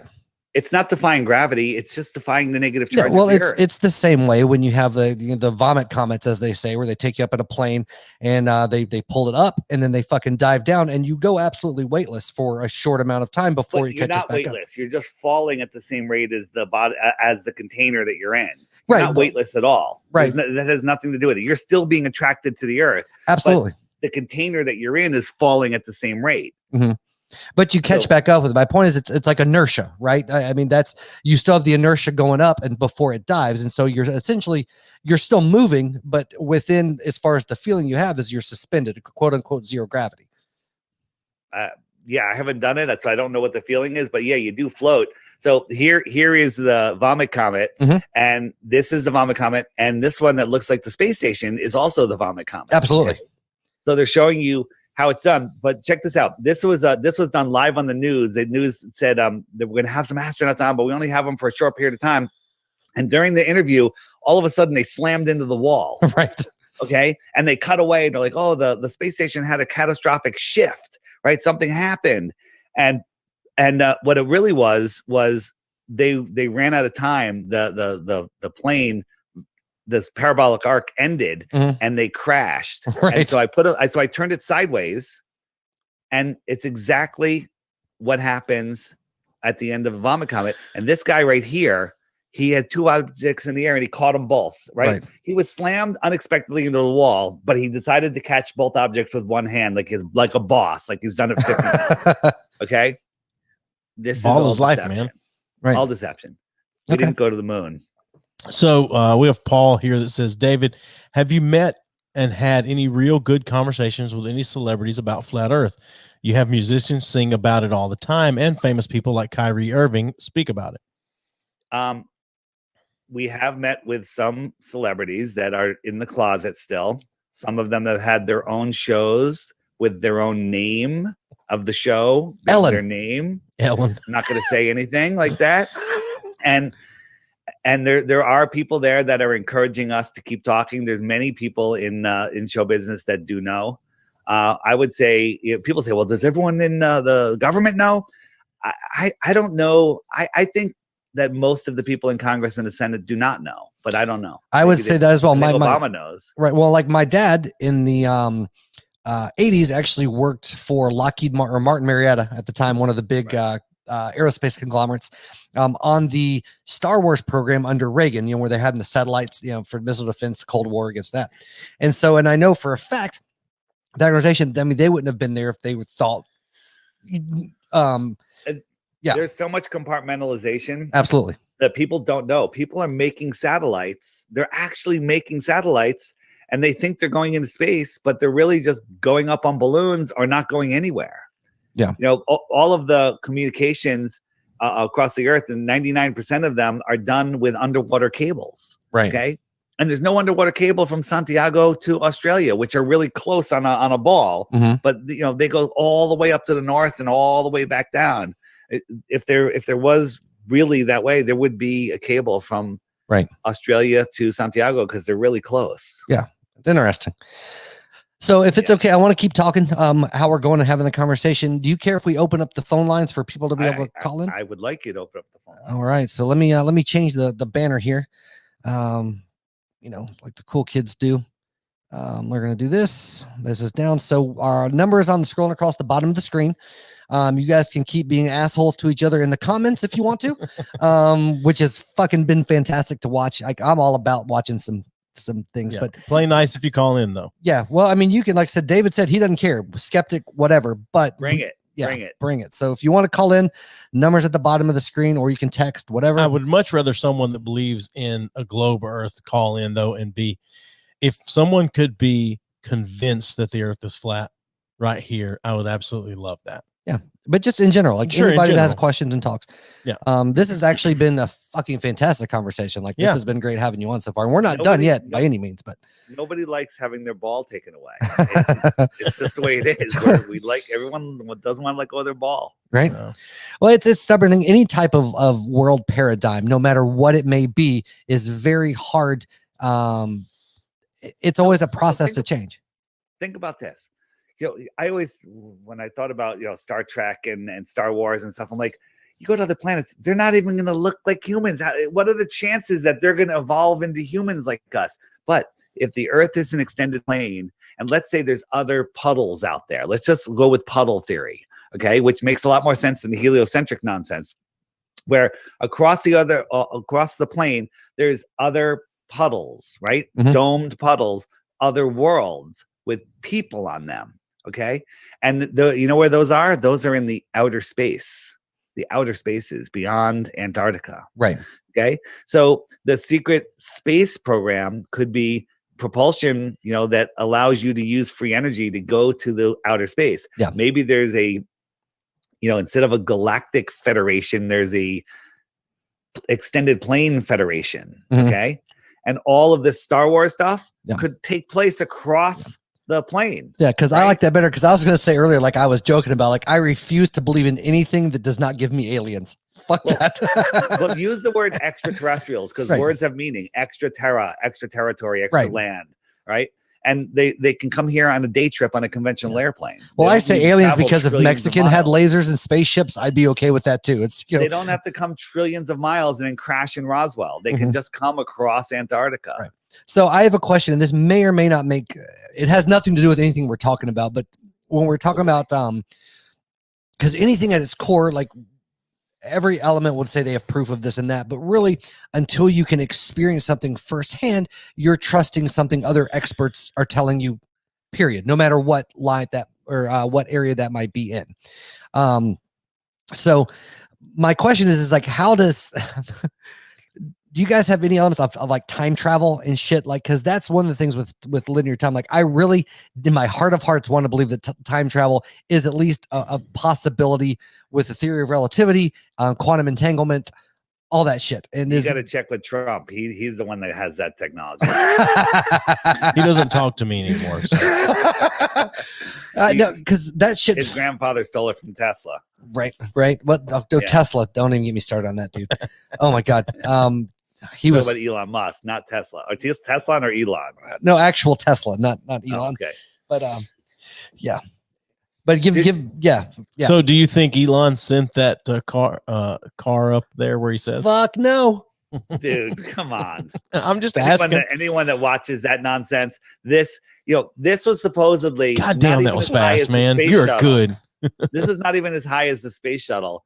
And it gets this crazy picture, and the picture glitches. The Earth glitches out, and the car doesn't glitch out. Okay, just showing you that it's a green screen. It's the dumbest crap ever. But think about this: where are Tesla showrooms? Tesla car showrooms? They're every fucking country on Earth has a Tesla showroom, right? They're everywhere. They sent a fucking Tesla car into space. Do you think they'd have a fucking poster of that in the showroom? Like, hey, this Tesla Roadster went to space. Right. Coolest friggin' ad campaign ever. Yeah. There's not a poster. There's not a picture. It wasn't on the cover of any magazine, Time Magazine, National Geographic. He just spit out like Twitter or something, right? They just kind of threw it out there. There's nothing. There's nothing out there because it's an embarrassment. It's total nonsense. And people believe it. It's unbelievable. I think it was a test of stupidity. And they're like, wow, we're ready to pull out the COVID. Yeah. Well, Flat Earth Viking says Elon Musk is fake and gay. So yeah, there's that. I don't agree. I don't disagree. Hands down. Yeah. Oh, like all this is so interesting to me. I love having conversations like this. It's so interesting because, okay, so what gets me outside of the flat Earth, globe Earth, that there's so many different takes on so many elements of things that we have been all accustomed to believe is reality, right? Across our entire lives, whether it's the shape of the Earth, whether it's the linearity of time, whether it's religion, whether it's an old Earth, new Earth, creation, fucking evolution. Like there's so many pockets and so many perspectives of these things. It's always fascinating to me to hear some of these viewpoints. This one's especially fascinating to me because the first time before I heard of flat Earth, I heard of hollow Earth, and I did some research on hollow Earth, and that shit's fucking outstandingly crazy. But so, yeah, go ahead.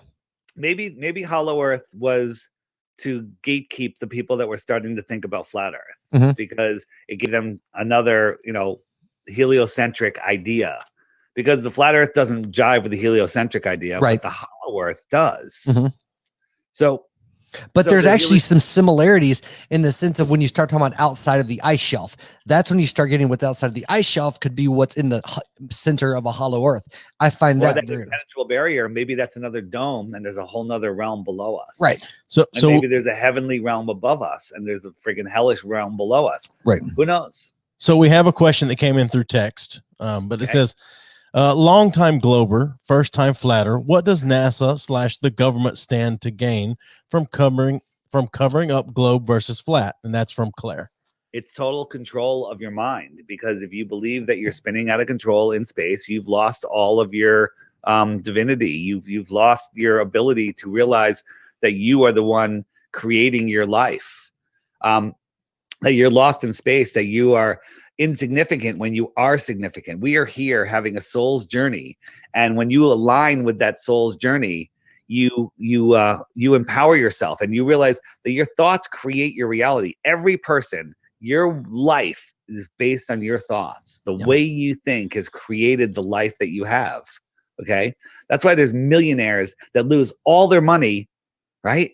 And they're in debt so deep, it's unbelievable. And then they're millionaires again a couple years later, right? Meanwhile, other people are paycheck to paycheck. They're just getting by. It's all has to do with, the way you think. So what they don't want us to know is that we don't need government. We can all live in paradise. They taught us that utopia is an impossibility because everyone would kill each other. It's not that way at all. There's 3 simple laws. Don't kill anybody, don't steal from anybody, and don't get in anybody's way, basically. That's natural law. Obey those laws, and you're more godly than many religious people are. Okay? Yes, you are. So just be good like that, and then understand the creation that we live in, understand where we live, and understand that you are special and that we are having an amazing journey here, and use your thoughts to, everyone is listening to the news every day. Not everyone, not me, maybe not you guys. But the news is controlling our minds. It's getting us to think negative thoughts, getting us to think horrible things. And we're creating this reality. They always tell us what they're doing. So again, our thoughts create our reality. And so the idea of hiding the flat earth is basically hiding God. And for me to say that, that's crazy, Mr. Nihilistic Atheist guy. The fact that they have us, they just, us not knowing who you are is the reason, because then you're controllable. Then you can be believed that, hey, if you get within 5.9 feet of somebody that's asymptomatic, which is also another word for healthy, you may die. Okay. You'll believe something that's stupid. Right. Well, I always laugh that, okay, so the 6 foot range, it just stops. It's like an invisible wall. Somebody coughs 6 feet, you're fucking fine. 6 foot, 1 inch away, you're going to be healthy. Well, what about the curfew at 10 o'clock? COVID comes out at 10. Only comes out at 10. Before 10 o'clock, you're fucking fine. Yeah. But if you're in a tight tube flying somewhere, you could be packed. Sure. Oh my well, that's just because the air circulates so fast. All right. So there's some people. There's some people going at it in the comments. So Scape Kid, I mean, call in and actually present this argument. Yeah, with don't David, rather than just call him out in the comments. Yeah, don't be a comment bitch. David can't see the comments, but I do have one person talking about the government as far as what they stand to gain. It says, so they launched a campaign in the 60s and everyone is just in on this cover up. No, not everybody, but I'd say very few people. There's, people don't know what's going on. There's many people. You have to be up at a certain level to know. There's people that work for NASA that have no idea that NASA doesn't put anything into space. Well, in all fairness, though, with any kind of lie, right? If it comes from the right people, you don't have to be. You can be in the midst of it and still believe the lie. Like I've seen this countless times. I was in the military for 9 years, so one person can throw some bullshit. You can know the truth, but because a certain person says it, a lot more people are going to believe it. It doesn't have to be widespread. I mean, I showed you guys all those videos of NASA faking stuff. So when you see that, they're like, all right, they're faking space. Okay. Right. We didn't go to the moon. Just unwind it. Unwind it. Don't be afraid to unwind it all the way. We didn't go anywhere. Well, what if they just forgot to record going to the moon? Right. I mean, we didn't go to the moon because we lost the technology and it's a painful process to bring it back again. That's a quote from Don Pettit. So to stick with space, like, what do you think about Bob Lazar? I don't know.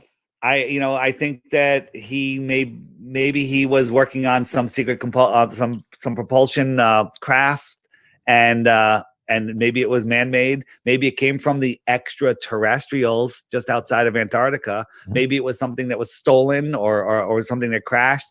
I don't know. I believe that we have propulsion that doesn't use fossil fuels or petro. And maybe he was working on that. Maybe they were reverse engineering something they found that came out of the ice in Antarctica. Antarctica used to not be frozen. I did a talk. If you check out my YouTube channel, which is the initials for Deep Inside the Rabbit Hole, DITRH. Oh, that is yours. Okay, awesome. I didn't realize that was yours. Cool. That's me. So there's write this down. It's called The Outward Flow of Civilizations it's with me and Sophia Smallstorm. It's a 20-minute talk about how possibly civilizations flow outwards into the outward rings. Every once in a while, after a certain cycle, our sun moves south, and then all the north becomes frozen again. And then after a certain number of years or decades or whatever the time frame is, a new sun is born in the center, creates a new puddle, and now you have a new world in here with an outer ring. Interesting. And then another outer ring. So the more advanced civilizations move outwards. So how do you feel about global warming then? If the sun moves out and then the inner ring would then be covered in ice again? Man-made global warming is complete and total horseshit. Okay. It's nonsense. Now, you heard it here first, that's folks. A real thing. You shouldn't pollute. One fart from a volcano will put more carbon in the air, or than all of the cars of all of the world do. it's nonsense. And then if you look at what's going on in the skies with the stratospheric engineering, the spraying of our skies, that is the cause of a lot of climate issues. Now, who's doing that? I have no idea. Is it people from our realm? I don't know. Maybe, probably, but I don't know. Okay. Interesting. So what about and I can see how this particular thing could fit into numerous ideologies with this, but what about the age of the earth? Do you think, does that change with a flat earth versus a globular output, or does that just vary on the take of the flat earth group, I guess? Because I'm sure some believe in a young earth, like the 6,000-year-old, whatever. But there's got to be some that still believe in a billion year or billions of years of evolution. Like, where does that fall? So years ago, when I was looking into religion, I heard about the young earth, and I laughed. I was like, God, those people are stupid. Right. God, how could dinosaurs exist? But then I found out dinosaurs never existed. There were some large lizards, but dinosaurs are a lie. All of our history is a lie. You're telling me Jurassic Park was fake? Everything. No, Jurassic Park was real. Oh, okay. Everything before 1900 is off limits. We don't know what happened. There was an advanced civilization here that built pyramids and incredible buildings and had airships and all sorts of things. So what was the question? The question was, what do I think about as far as the Earth timeline, old Earth, young Earth? The young Earth. I think the Earth is pretty freaking young. I don't know how long. Is it 10,000 years? Is it 500 years? I don't know. But it's young. Okay, and it was created. Okay. And there was an entirely different world here in the 1800s, and it wasn't the Wild West. Right. Okay. It was something completely different. Check out on the Flat Earth, Sun, Moon, and Zodiac Clock app on the web page. Click the bottom right where it says Mud Floods Tataria. Okay. Bring food and water because you're going to be there for a long time. It's going to blow your mind. Okay. And then so check this out. Once you dig into that stuff long enough, you can no longer go outside and walk through an old town or through nature and not go, what the fuck is going on? those, I thought those were rocks. Those are friggin' trees. That building, there's 30 floors under the ground. Yeah. You start seeing things that was right in front of your eyes the whole time. Okay. And it's the whole old world. Okay. I was interviewing. You guys are going to get an automated email from me right after this, and it's going to have links to everything. And there's a video in there called. So we do have a caller that just. I was going to let him finish. And they can fucking wait. Take the call 1 second. So she was 102 years old. I was interviewing her about the World's Fairs, and she remembered her 5th birthday party. And I asked her where she went to school. She told me the name of the school, the name of her kindergarten teacher, 1st grade teacher, kids in her class. And I said, what did they teach you about Earth in the elementary school? And she said, they taught me the Earth was flat. This is in the 1920s in Connecticut. Huh. Okay. So we found other people and newspaper articles that say the same thing, that everyone in the early 1900s knew the Earth was flat. It's a new concept. It was when the takeover happened. Huh. Ed, caller. Okay. Caller. All right. So we've got John on the line that's got a question for you. Go ahead, John. John, how you doing, man? Hey, I'm pretty good. How are you guys? Good. So going back to the space and space exploration, so what about other countries? What does China's space exploration look like? Russia's space exploration look like? Is everybody just in on this cover up randomly, or is this a collaborated effort? Yeah, it's a collaborated effort. If you go on the Flat Earth, Sun, Moon, and Zodiac Clock app and click what about other space agencies, you'll see that they're all connected. What's that? I was saying, but the app's $2.99. That's why I didn't download it. Oh, that's all right. That's all right. So there's what about other space agencies, and you'll see all of the information. Like they all use the Vector logo. It's just basically it's their little sign, whatever they do, and they're all in it together. So all of them are in it together. Now, if you watch, China just went to the moon the other day, and they grabbed some dust samples and stuff. Go look up that footage before they wipe it from the internet. It is literally, South Park would reject it. It's the dumbest crap you've ever seen. So all of it's fake, and they're all in it together. And you don't have to believe me. You just go look at it. The whole thing. It does fun. I just don't know enough about it. Hold on. The way they control us is divide and conquer, right? They divide us by countries. That's another myth. They divide us by politics. They divide us by sports teams, by race, by gender. Now they're dividing genders. Divide.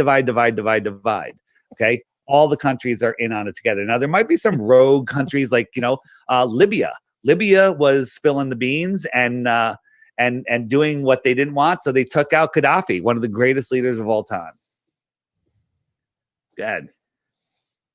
Anything else, John? No, just curious. Libya but have they ever been to space? So Libya? They took out Gaddafi just to hide this? No, they took out Gaddafi because he discovered primary water and was pumping it all over Africa and was going to feed all of Africa. And they couldn't have that. They needed people to be poor and dying. So check out my channel, DITRH. Look up Gaddafi playlist. There's 2 videos there. They'll blow your mind what you see. All right, that's free. You don't have to pay $2.99 for that. Then I might check it out then. Thanks for calling, John. Thanks, John. I don't want to seem pretentious here or presuming, I should say, but he sounded like he had somebody else telling him what to ask in the background. No, he did not. He absolutely did not. So no, what were you telling him what to say? No.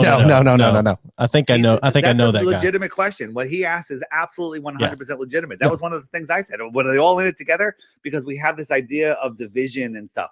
The Cold War with Russia, it happened for so long. How many battles were there? How many people died? The answer is none and zero. Okay. Right. It's all just to take over the world. It's all about the military industrial complex. It's all nonsense. Now I'll let you gloss over the Cold War earlier, but if you're gonna tell me Reagan was in office for nothing and he didn't beat the Russians, then we got a problem. Reagan was in office to make that famous UN speech where he said, what if there was attack from somewhere from out of this world? Wouldn't we all come together? Right? Basically, that's something they may use, a fake alien invasion. Reagan straight up said that shit. To unite the world for a one world government. They want us as a one world government with one religion, one ruler, and that's what they're pushing towards right now. They're wiping out the middle class right now.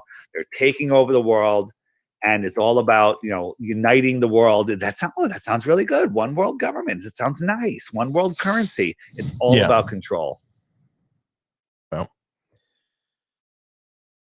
I'm commenting with the people on the thing there. No, I know you are. I'm hoping that some of these guys that are arguing back and forth, somebody will call in. I'll take their comments if they don't want. If they're too much pussy to call in.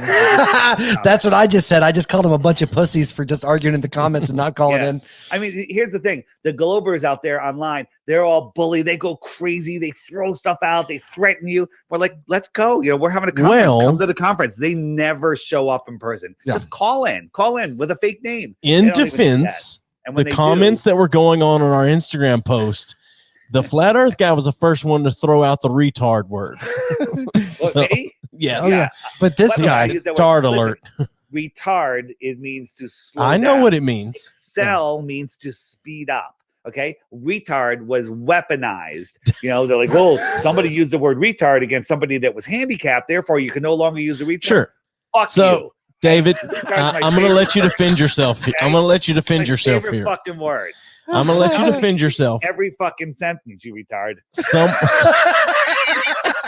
Someone named Faith and Forrest says that David Weiss is a globalist Jew shill. I will let you defend yourself. A globalist? I think I'm a flat Earth Jew shill. Oh my God. No, it's getting better. I commented a minute ago and told him a globalist Jew shill. What is that? I don't know. I don't know. What is a tell me what it is, because maybe I have no clue. I don't freaking know. I don't know. That's why I'm going to bet Faith and Forrest. I bet I know how they voted in the election. I just popped in a comment into the YouTube section that everybody was being way nicer to each other than I thought, and they were a bunch of pussies. And now it's just fucking coming out of the woodwork, man. People are just firing shots across the bow. Let's hear them. I'm good. I have no it would be hard to go back and find where it started and read through the list. I just know King Crimson said he gets triggered by flat Earth period, and the Scape Kid says because you actively ignore everything that is told you by people far smarter than you, while you actively pull bullshit from your ass to validate your pathetic existence. God So damn. is that your best globe proof? That's my answer right there. That's my question right there. Yeah. People, the best globe arguments are you're a retard, you're a chill, you live in your mother's basement, you never went to school. They never ever deliver a proof. Here, Sure. we can see too far. I can show you that we can see too far. The Earth's curvature is 8 inches per mile squared. That's not a hard equation. There's a 6 foot tall person standing at the edge of calm water should be able to see the horizon at 3 miles, and then the water should drop below them after 3 miles. That's it. You shouldn't be able to see any more water. But not only can we see more water, we can see too far. Like this oil rig is 9.4 miles away. The camera's 1 foot off the ground. The water should drop behind a physical edge at 1.2 miles. But not only can we see this rig where there should be 59 feet of curvature, we can see the water for tens of miles beyond it. Wow. And it's flat. It's still there. It's not diving over a curve. Right. Okay. We can see too far. All right. I'll stop. Now it's your turn, Glober. So I have a follow-up question from John. He texted this one in. It says, we're into the circle diagram with the sun orbiting the earth, but what about when Alaska is light or dark for weeks at a time? Well, okay. Excellent. That was going to be one of my questions because I was stationed in Alaska for this 4 John years. guy sounds pretty damn smart. Yeah. No, that's a great question. And that actually works perfectly. So it's hard to tell. I can't share my app, but my app shows it. So the sun migrates in between the Tropic of Capricorn, which is a tight circle around the center, or the Tropic of Capricorn, which is a wider circle. You with me? Uh-huh. Okay.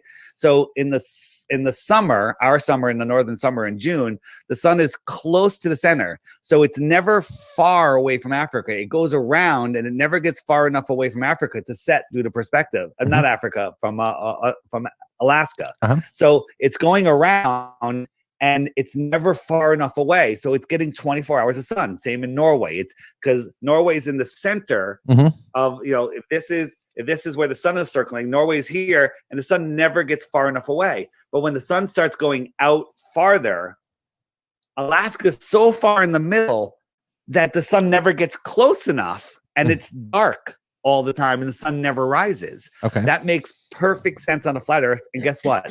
It makes perfect sense on a globe Earth too. Here's where the problem comes in.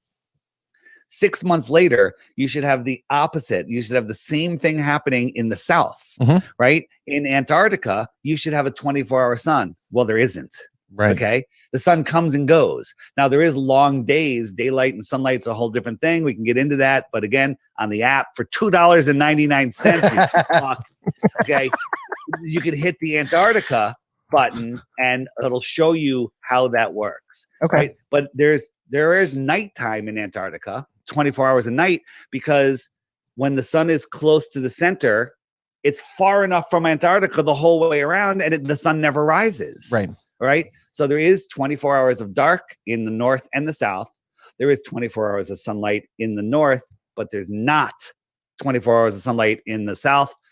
That proves that the Earth is not a spinning ball. Interesting. Because I was military. I was in the Coast Guard. So I was stationed in Alaska for goddamn probably 4.5 years of my 9. And so that's some crazy shit. So that's cool. Very cool. So we have another text comment in here that says, you mentioned wanting a Glober to call in. David Weiss has a contact that he should be able to get in touch with, known as Baller Dave. If you can get him to call in, that is the call you want to hear. Listen, Baller Dave is a fucking idiot. No way I'm having him on here. Because he just says the dumbest shit ever. Right. So Okay. my whole thing is with a lot of people, like I will be the first to admit I'm not a fucking like super smart motherfucker. Like I consider myself intelligent, common sense wise, but I'm not a fucking like astronomer. I'm not an engineer. Again, wait, before you continue, don't sell yourself short. Astronomers are brainwashed morons that memorized and regurgitated Rockefeller textbooks. Okay, So you are an astronomer. You guys, listen. Both of you guys, we had a little bit of talking. and you're like, hey, we swear a lot and we're going to be drinking. I'm like, okay, I'm walking into, like, are we even going to be talking flat earth? You guys are asking more intelligent questions and you're understanding more than most of the people that I talk to. We just like good conversation with people. That's it. Stop selling yourself short. You guys are thinking people. I like it. Oh, don't get me wrong. I consider myself a smart motherfucker. Star Wars shirt, I'm cocky as shit. You're still thinking people. I get it. Childhood memories, I get it. It is a cool logo. It is a cool logo. Well, I wear this so all the younger kids think I'm cool. It's hey, and Paige, if you're still listening, I could use another go for it, man. We tequila. We can bullshit for a minute if you want to go grab a cocktail. Right. It's all right. So what Priminome Ultimanome? All right. I feel like that's not a real name, but it says so DITRH has been to Antarctica. That is a false statement, but there is a television show that is working with television show that is talking about doing some experiments, and one of them is sending us to Antarctica. Gotcha. So I also saw recently, and this was actually kind of a sad story, but one of the gentlemen that was trying to prove flat earth or not flat earth with the rocket launch, he died back in, was it February of 2020? So again, mainstream media, mind control right there. Okay. Mad Mike Hughes is a Evel Knievel stunt guy. Yeah, he's a crazy motherfucker. I read on some of his stuff. Yeah, absolutely. He has a steam powered rocket that jumps almost 1,800 feet in the air. Okay, airplanes fly at 35,000 feet. Okay, right. 1,800 feet is, you can go that high on a hill. So he was going to do this highly publicized rocket launch. And he was trying to raise some money, and some flat earthers said, hey, you got that big rocket there. Can we put a billboard on it? We'll raise the money for you if we can just write flat earth on it. So people are going to see this and go flat earth. What the hell's that about? Just because all publicity is good publicity. Absolutely. And so the people raised, I think, $5,000 or $7,000 for him. And they put a billboard on it. And then the media ran with it.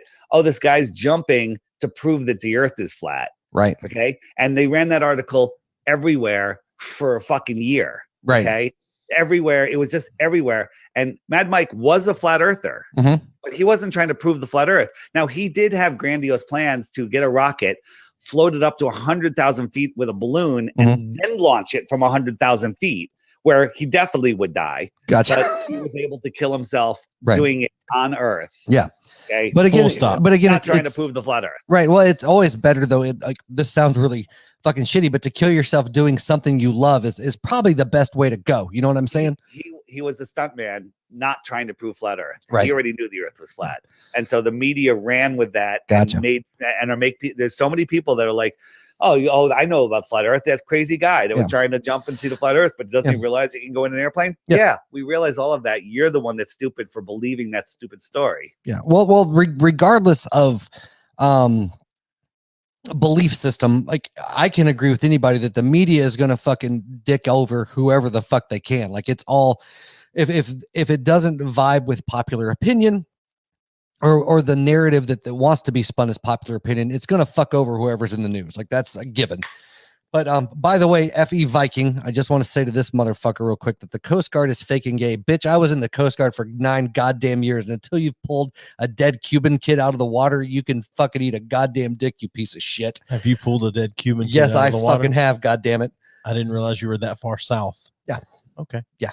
So until that's happened, that guy can eat a dick. Anyway, so I'm just saying, he said it's fake. I was in it for 9.5 years. We had a guy on last week that was in the Coast Guard. Yeah, he was a coastie too. So anyway, coast of Lake Erie. Oh, he's just being an ass. Oh, I know. I'm just being an asshole. It's fun. I actually don't care. The Coast Guard probably was fake. I was in it for 9 years, and actually, I'm lying. First 2 marriages. I just want to go and say I didn't pull a fucking kid out of the water. Think so. I know you weren't that far south. I have been on some rescue shit though, up in fucking the Bering Sea and shit. But whatever. It doesn't matter. I was a twidget, man. I worked on radios and shit like that, and lasers. So here's what's going to happen when you guys post this show, and probably now in the chat too. You're going to get some globe trolls in there, whether they're shills or trolls. I don't know. But the best, they're going to be like, flat Earth is stupid. Flat Earth is dying. Nobody believes in flat Earth anymore. they will not produce a single piece of evidence. They'll just make empty comments. Mhm. And then the ones that make the comments that are commenting on everyone's comments, Right. click their channel name and go to their channel, and there's zero content there. Right. Zero. And what I call those channels those are the globe proof channels, because they have all the globe proofs on them. Zero content. Okay. Zero content. So, David, like, in all seriousness, like, where do you get your funding from to research some of the stuff? $2.99 right here. Honestly, really, that's where all your funding comes from? So I had my own solar powered development company. I had a couple partners, and I was doing very well, making a very healthy living. And then I had this calling, and I walked away from it all. And I'm doing this, and the app, which I created for myself, then I listed it, and then I started making it better and better and putting more and more money into it. And then I realized this is a great app. And then one day the app paid my bills that month. And I was actually thinking of leaving my business, and I'm like, my app just paid my bills just enough. Okay? Yeah. Just enough. I was like, you know what, if I do this full time, I could pay my bills. And I don't care. I don't need tons of money. All right. I just want to do this because this message is really important. This world is completely fucked right now. Okay. And it's because people are sleeping, they're lost in space. And unless people wake up really friggin' quick, like I'm talking in the next 2 or 3 friggin' days at this point, okay, we're in deep shit, okay, and I've woken people up to, you know, the event that happened in New York and Connecticut and Boston, and they go right back to sleep, okay. But when you wake people up to this, you never leave. It's like once you go flat, you never go back. Okay. So the website Stop Look Think. Is that your website? It's a trick question, I think. No, it's not. No. I was curious because I stumbled across it when I was. Who's asking that question? No. It's me. I'm asking that question. No. I'm asking that question because Steven stumbled across. So I stumbled across it when I was doing research before we talked last Monday. Yeah, this is a month ago. I like that website a real lot. Okay, that's fair. But it's not yours because I walked through it a little bit. Is it yours or is it not yours? Do I have to answer that? I mean, you can answer or not answer anything you want to. Is it yours or not is what I'm asking. You can either answer it or you can plead the fifth. It may or may not be. Okay. All right. That's fair. How about this? I'm going to plead the fifth. All right, there we go. Fine. There we go. Because I saw some things in there that had nothing to do with flat Earth. And it's very interesting. Very little to do with flat Earth on that website. Yeah, it's very interesting. There's some great stuff on that. Some website. George Floyd stuff and some other stuff on there. Yeah. You know, when the George Floyd thing happened, the same exact incident happened in 3 other countries with a white cop kneeling on a black guy. Really? Yeah. In 3 other countries at the same time. I did not know that. I didn't know that either. Crazy stuff. Anyway, I wasn't trying to get you into that. I was just wanting to make the comment, like if it was or wasn't, regardless, there's a lot of interesting, for lack of a better term, conspiracy theories on there. It's not conspiracy theories, it's conspiracy facts, my man. Conspiracy facts. Right. A conspiracy theory. Here's a conspiracy theory. 17 or 19 hijackers hijacked a bunch of planes and knocked down a whole bunch of buildings only by hitting 2 of them, and knocked down 7 buildings, and infiltrated the greatest defense system ever in America with a guy in Afghanistan in a cave. That's a conspiracy theory, okay? Because there's no proof of that. There's no evidence of that, and it's a crazy story. That's a conspiracy theory. Gotcha. Okay. All right? That's what I'm saying. Okay. That's yeah. I mean, some of the stuff on that is a topic for another night. Honestly, yeah. I could have you back on here and talk about some of those other things for another 2 hours. If you would like your channel removed, you can definitely do that. We've had to protest, and I could go up against them a couple times for pulling up content. So yeah. I still haven't heard back from. We played Trevor. So Trevor's a friend of the show. We've had him on here before. We've been on his show, and we played one of his original songs, and they took our episode down, and I've contested it, but haven't heard back yet. So Steven. Oh, shit. We're getting a phone call. How we like it. To accept, press 1. To send a voicemail, press 2. We have Troy on the line. Oh, fucking Troy. What's up, dude? Do you have a question? You know my number by heart now? Jeez. God, I called too much. Hey, shout out to the guy on the show, man. That takes some real kahunas to get out and go against everybody and say the Earth is flat. Yeah, well, you're on with him right now, brother. Than you think, Troy. More of us than you think now. There's tens of millions of us. Now, how in the world did you get to that conclusion of going to think the world is flat? What is that big old circle thing in the universe when they go into space? What thing? So I'll tell you, Troy tuned into the show late. Globe. So, yeah. Okay. I came in late. My bad, homeschooler. I just had to see flat Earth. That's all. I got to hop on. Hop on. Troy. When you're done, go to theflatearthpodcast.com, click interviews, and watch some of my interviews, and then you too will know that the Earth is not a spinning ball flying through space. So when they take those pictures and stuff, it's just that's all nonsense, fake. They're complete and total nonsense. I mean, I showed here are pictures of Earth. Which one would you like to be Earth? These are paintings. Okay, none of them work. None of them fit in the Earth model. You know, the size that they show the continents make no sense whatsoever. Here's a picture. I don't know if you can see this as we're talking, but here's a picture. Here's the United States. I'm showing you what it's showing on this map that shows the relative sizes of all the planets, of all the continents. All of these continents are on the other side of this ball. That makes no sense. None of that makes any sense. Oh, but I can agree the fact, some sense of the fact, because we haven't fell off. So if the Earth is a circle, it would make you think that, well, why we haven't fallen off then? But is that not Newton's law? Gravity and everything like that? The Earth is like I'm going to go back and look at it. Yeah, the Earth is like a big lake. Everything is just, we live inside of a lake, and the highest land on Earth is Antarctica. Antarctica is the shoreline that surrounds the Earth pond, and it holds us in. If you were on a big lake on a boat, and you could circle around the lake and check out all the islands, and then you go to the edge of the lake, you don't fall off the lake. You just get to the land, and then you could walk. Let's say that lake was in Kansas. How far can you go? I don't know. Just keep going. But we're not allowed to go explore those outer space. Okay. We're not allowed by who? Is it like a universal law? Or? No. Or like the law of the goodness? The Antarctic Treaty. Floyd, are you willing to spend $2.99? Because all of the answers are on the Flat Earth, Sun, Moon, and Zodiac Clock. Yeah, I'm gonna go. I'm gonna spend $2.99. Is that what you want? I'm gonna go do it just for you. It's the Flat Earth, Sun, Moon, and Zodiac Clock app, and I recommend you go into the frequently asked questions and you click the button that says "What about Antarctica?" and watch the videos there. And then once you go there, you'll be like, "Huh." All right, and bring food and water, and be prepared to lose some friends and maybe some family members. But how in the world did they even actually? Who are they making a treaty with on Antarctica? Somebody lives there. They got us. I own it. Hey man, you can't do it. The United Nations got all of the countries in the world in 1957 to sign on to this treaty that said nobody can explore there, no corporation, nobody, and you can't even question the treaty until 2041.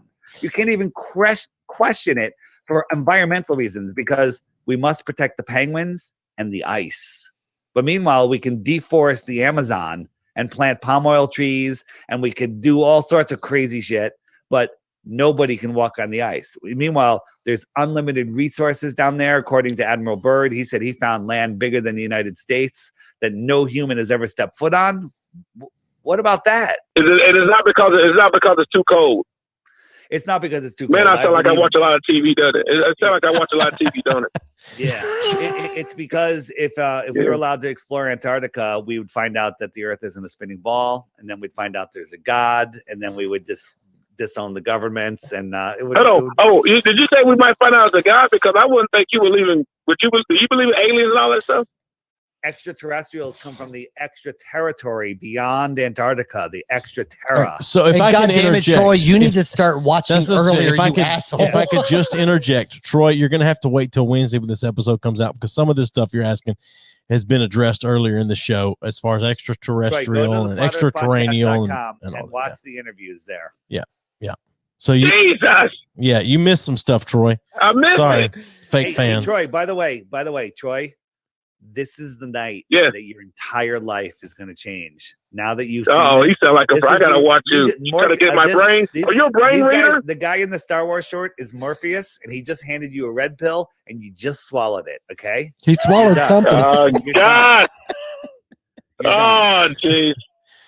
So Troy, all right, then, man. Well, thanks for answering those late questions. So Troy has his. Reach out. I want to hear from you after you. That's that's what I was fixing to say. Is Troy has his own podcast that he does with another guy he's been watching, Trevor. So you guys need to connect sometime and maybe can go on. Reach out. Now Trevor gonna love this conversation. Yeah.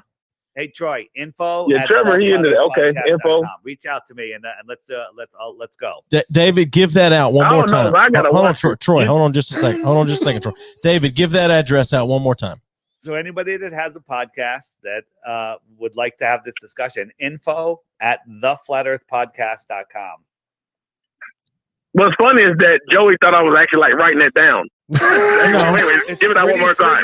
No, you just have no excuse now. info@theflatearthpodcast.com. Yeah. If you can't remember that, that's easy. The Flat Earth, that's easy. Yeah.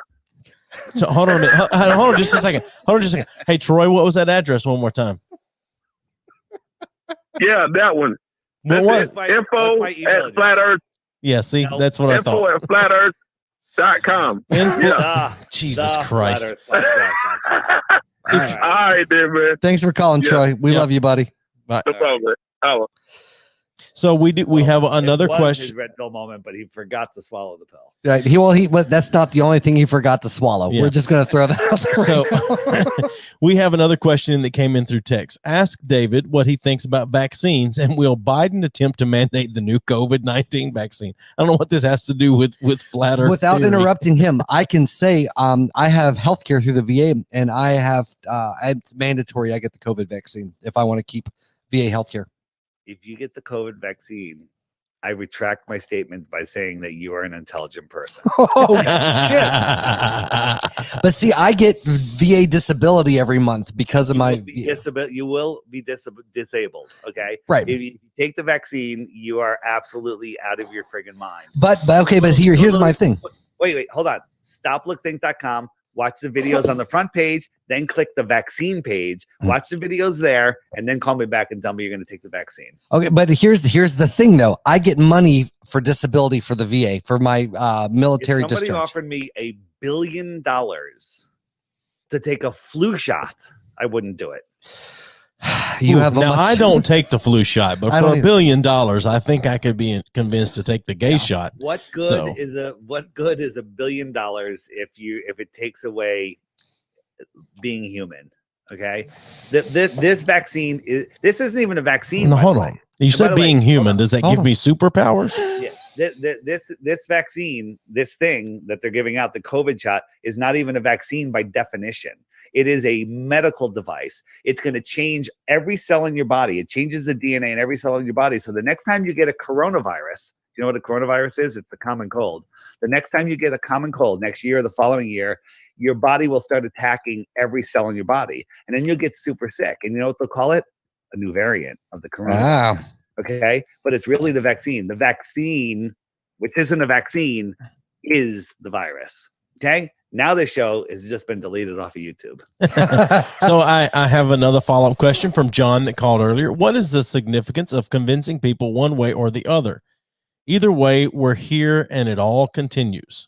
Well, it's not from John, actually. I guess this is from Claire. That's false, because if everybody or just a number of people woke up to this and basically disconnected from the matrix, you stop feeding them your spiritual energy, all of this goes away. If, let's say, in your town, let's say you got together with every business owner, every restaurant, you got them all over and you said, hey, fuck those guys.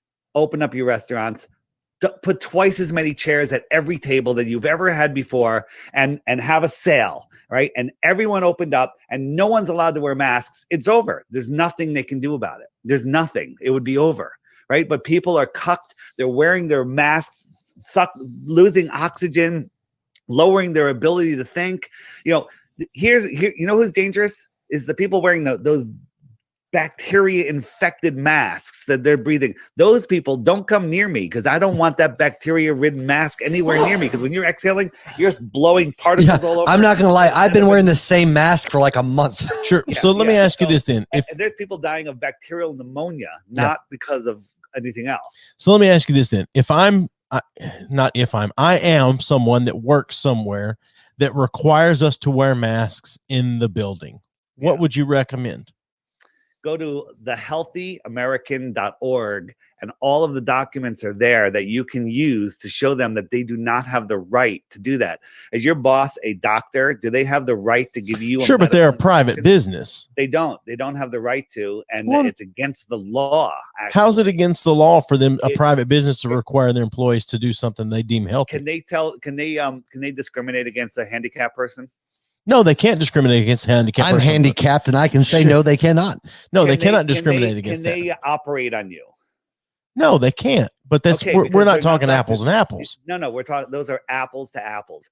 Thehealthyamerican.org. Watch Peggy Hall's stuff. She will teach you a lot about it. There's other places you can learn about it. The Crow 777 Radio with 2 R's in Crow. Crow777radio.com. Watch their stuff on the legal parts of this. Everything that's going on in this world right now, there's no law that says you have to wear a mask. There's no store that can make a rule that says you have to wear a mask to enter the store. No, private businesses can do that. No, it's not. It's a public accommodation. It's not a law. Private business. It's not a law, but they can make a rule if you want to go into their business. So they can make a law that it's Pickpocket Thursday, and you can go pickpocket everyone. No, that's not the same thing. It's the exact same thing. It's not. But it's not though. You're wrong. But it's not the same thing. What a public accommodation. Because there is a law that you can't pick someone's pocket. Right. But there's a law that says if you're a place of business, you cannot discriminate. You cannot force people to. You cannot discriminate for certain things. Yeah. So if I wear a turban because it's my religion, sure, they can't discriminate against my turban off. No, they can't. Okay.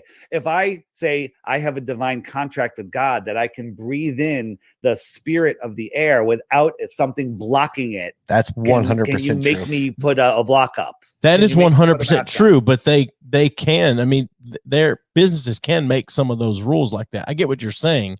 So here's the thing. But if someone walks into a business and says that, that's a bit of an asinine statement. Well, that's someone just trying to cause trouble. It's actually it's not. The businesses are incorrect. There is no law. They're not allowed to. It's actually against the law.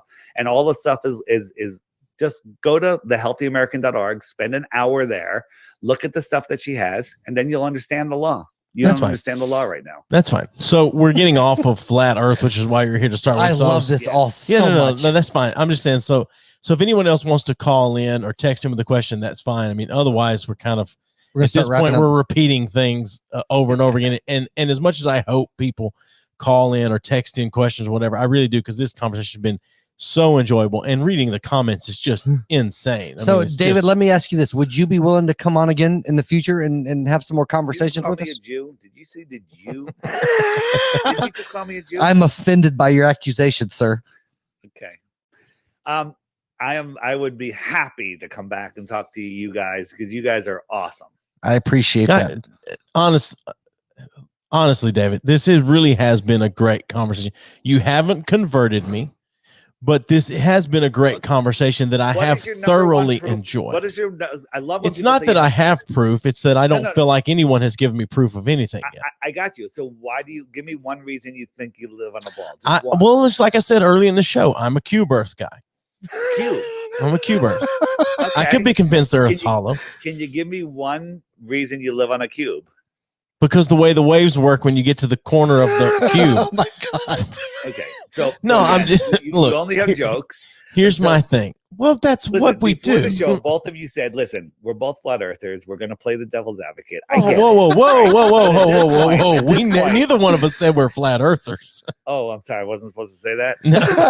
I like him. I know. So I much. like that. That was good, David. You fit in well here, honestly. So my question is, if you're not converted, give me one proof. I have a Bitcoin for you. You know what Bitcoin is right now? It's almost 40 grand. It's going to be 50 grand by the time the show is over. I understand that. Well, it was 70 grand a year ago. No, it was never 70 grand.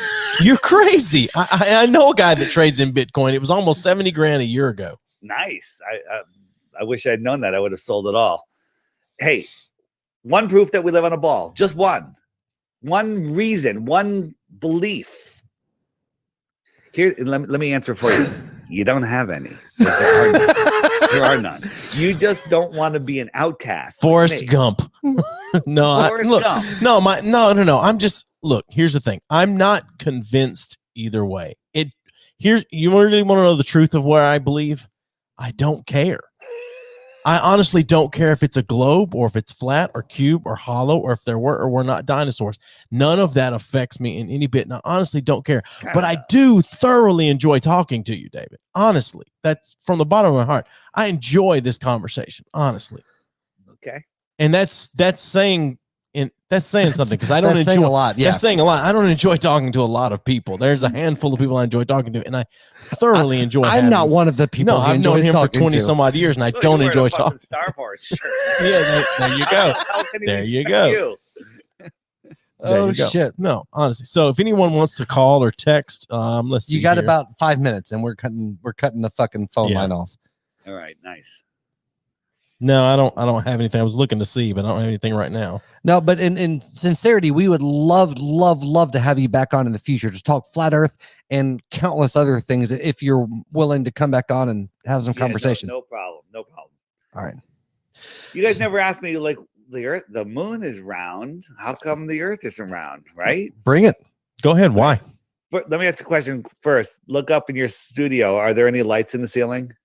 There are several, and they're all very fucking annoying where they're set. So let me ask a question. Look up at those lights and tell me what shape the floor is. Flat.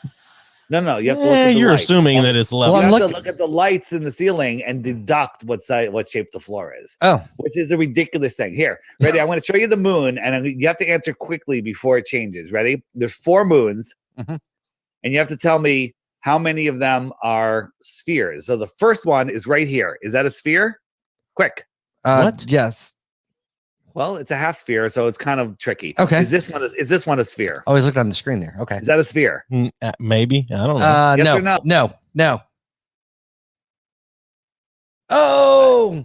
Okay. Is this one a sphere? I think we found a new game. Yes. It's a sphere. Half sphere. It's a cup. Okay. That's a half sphere. Okay. Is this one a sphere? No.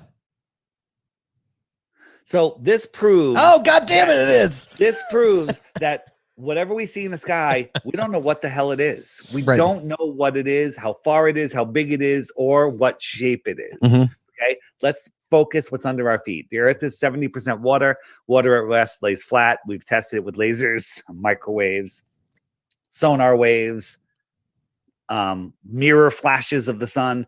We can see too far. So we can prove not that the Earth is flat, that it's not a sphere. It could be something friggin' totally else. But it's not a sphere flying through space. That's all you need to know.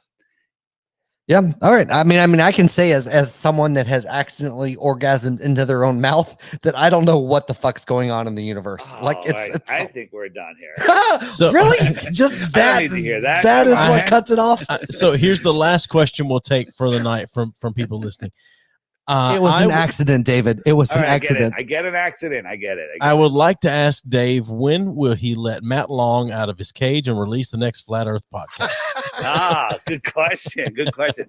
So if Matt would get off of his wife and try, and stop having babies, we could do another podcast. Okay. That seems legitimate. All right. I just shut the phone off. So we'll get no more texts or calls tonight. So I love all the callers, even the ones that were questioning it, because if you're questioning it, then you're doing the right thing. You're thinking. If you don't believe it, that's fine. Belief is the enemy of knowing. That's a Crow 777 radio thing. If you want to learn more than any college university could ever teach you, for $5 instead of $50,000, crow777radio.com. That will change your the fiber of who you are. All right. Nice. All right. Now we're about to end the episode. David, if you would stay on the line for just a minute so we can chat with you, if that's cool. Yeah, no problem. But thank you so much for being on. We've had a great time. The comment section has been gold.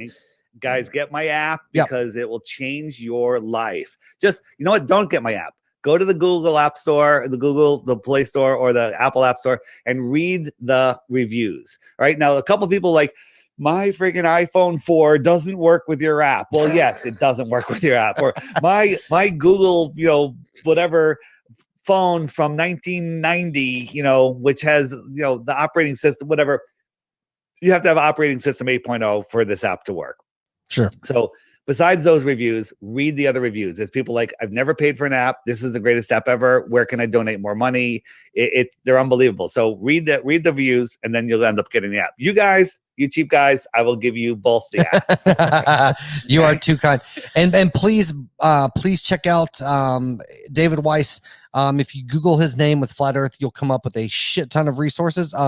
David, is there any specific, other than your app, websites, things you have going on? My YouTube channel is the initials for Deep Inside the Rabbit Hole. It's just DITRH, Deep Inside the Rabbit Hole, DITRH. And I have all short videos up there. I've got a great one coming out on Monday about the Blue Origin new launch, which is the most ridiculous nonsense I've ever seen.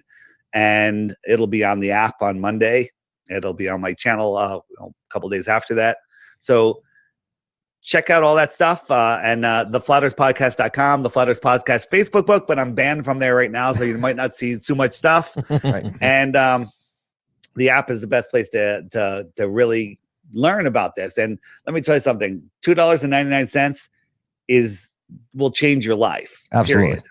All right. And we will share all of the links in case you miss any of that on the episode description when it comes out on Spotify, Apple, all the other places, and on YouTube on Wednesday. So, David, thank you so fucking much for being here, man. We've enjoyed it, and we'll talk to you for a bit after we end the broadcast. But otherwise, you guys have a great night. Keep on goddamn arguing in the comments if you want. Yeah, all you guys watching and listening, we have some stickers of the podcast. Please support us. Download the shows, listen to it. We broadcast typically every Saturday night at 8 p.m. Eastern. Now, this next week, we're actually not doing it on Saturday. There's some things I've got going on. We're going to do it on Thursday night at 8 Eastern. Shut the fuck up. We're doing it at 8 Eastern on Thursday night. So all you guys can still tune into us and then go out on the weekend if you want to. As long as you do it before COVID comes out and hits the streets, then you can do that then. But go to the website, check us out anywhere you listen to podcasts, YouTube, go like our pages. And then friends of the show, Two Brothers Podcast, Troy Smith and Trevor Jackson, CQ. The Andy Harris on Twitter, who won the best guest of the year last year. So go follow him. He's great. And that's it. Yep. And check out Mr. David Weiss across the interwebs. Yep. And drink Teeling whiskey. It's a great Irish whiskey. We've almost finished tonight. Yep. Nice job. All right, guys. Thanks. Thanks, man. You. Give us a thumbs up on Facebook at B3F Podcast. Follow us on Twitter at B3F Podcast and on Instagram at B3F_podcast. Send us your questions or comments to bfff.podcast@gmail.com. Rate us and review us wherever you listen to the show. And as always, thanks for listening.